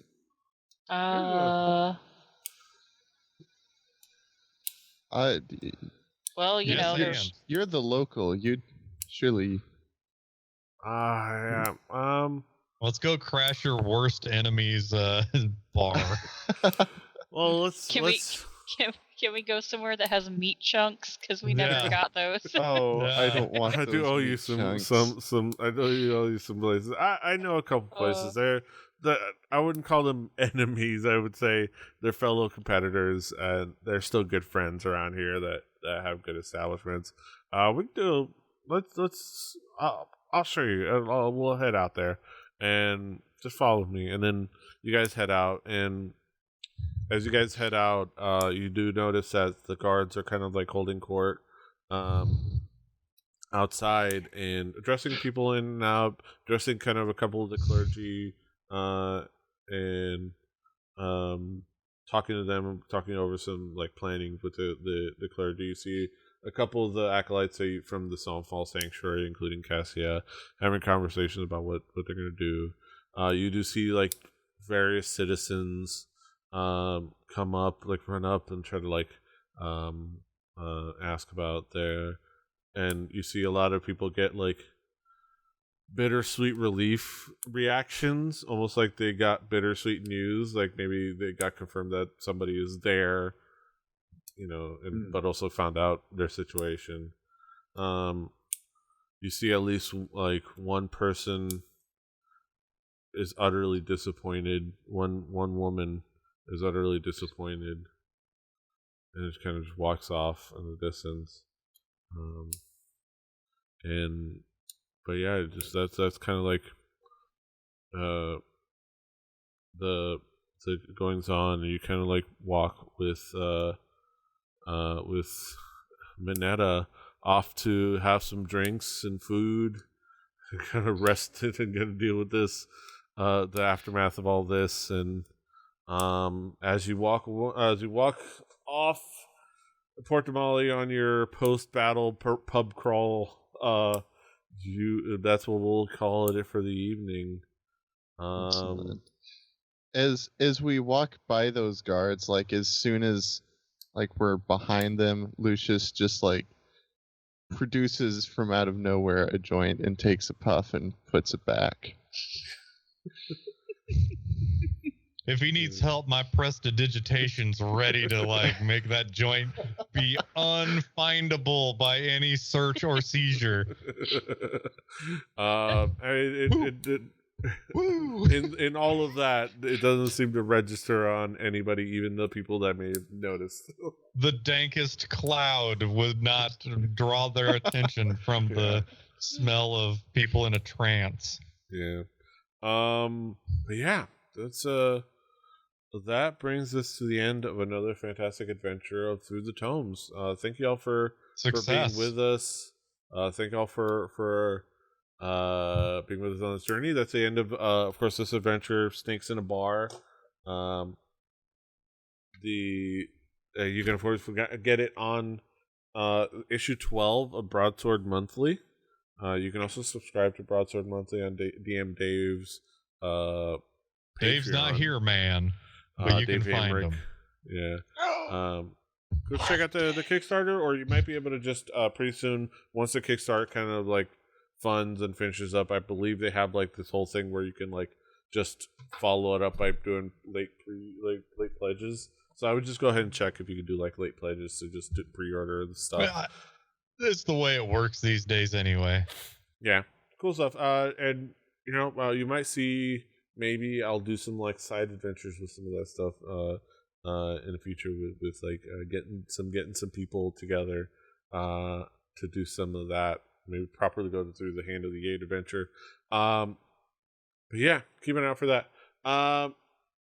Yeah, follow the show at thetomes.com. Check out all the episodes. I'm trying to get a little bit more diligent about getting the episodes up soon after the stream, getting them edited, put it together, and uploaded on an audio and video format. So check it out at thetomes.com, including notes with links to check out the things that we use, the adventure modules and all that.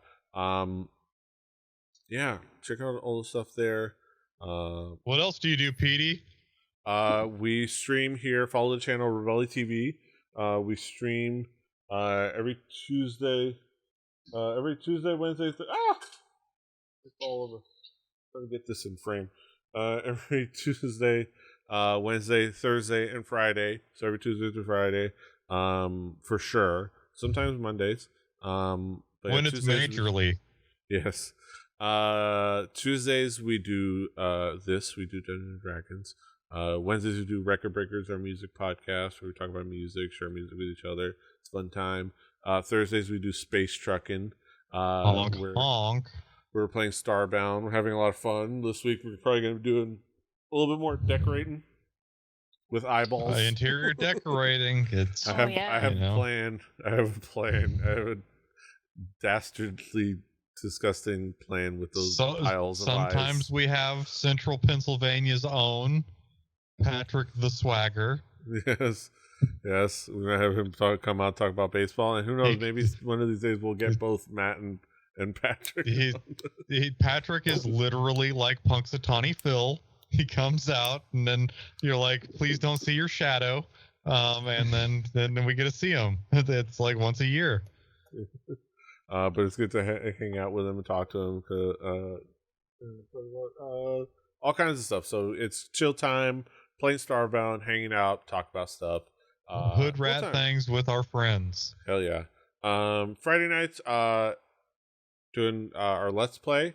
I'm going to get back on that. I did take it like the night off last week, just kind of like for energy reasons. But this week I'll be back on it, continuing my playthrough of one of my favorite video game series of all times, Mass Effect, with the Mass Effect Legendary Edition. Still going through Mass Effect 1.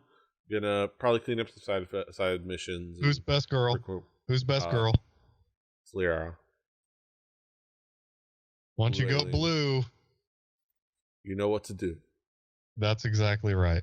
Exactly. Which is fantastic. So go check out Fun Times there.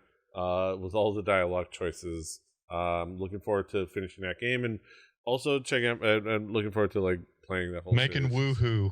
Yes, make it whoopee. But yeah, those are all the things. Do all the calls to action. Thank you for hanging out with. Until next time, don't forget to love each other. Happy Pride Month.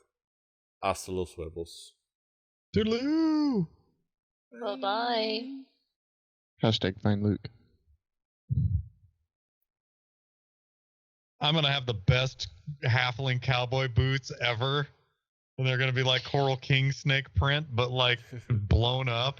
And you guys allowed that to happen.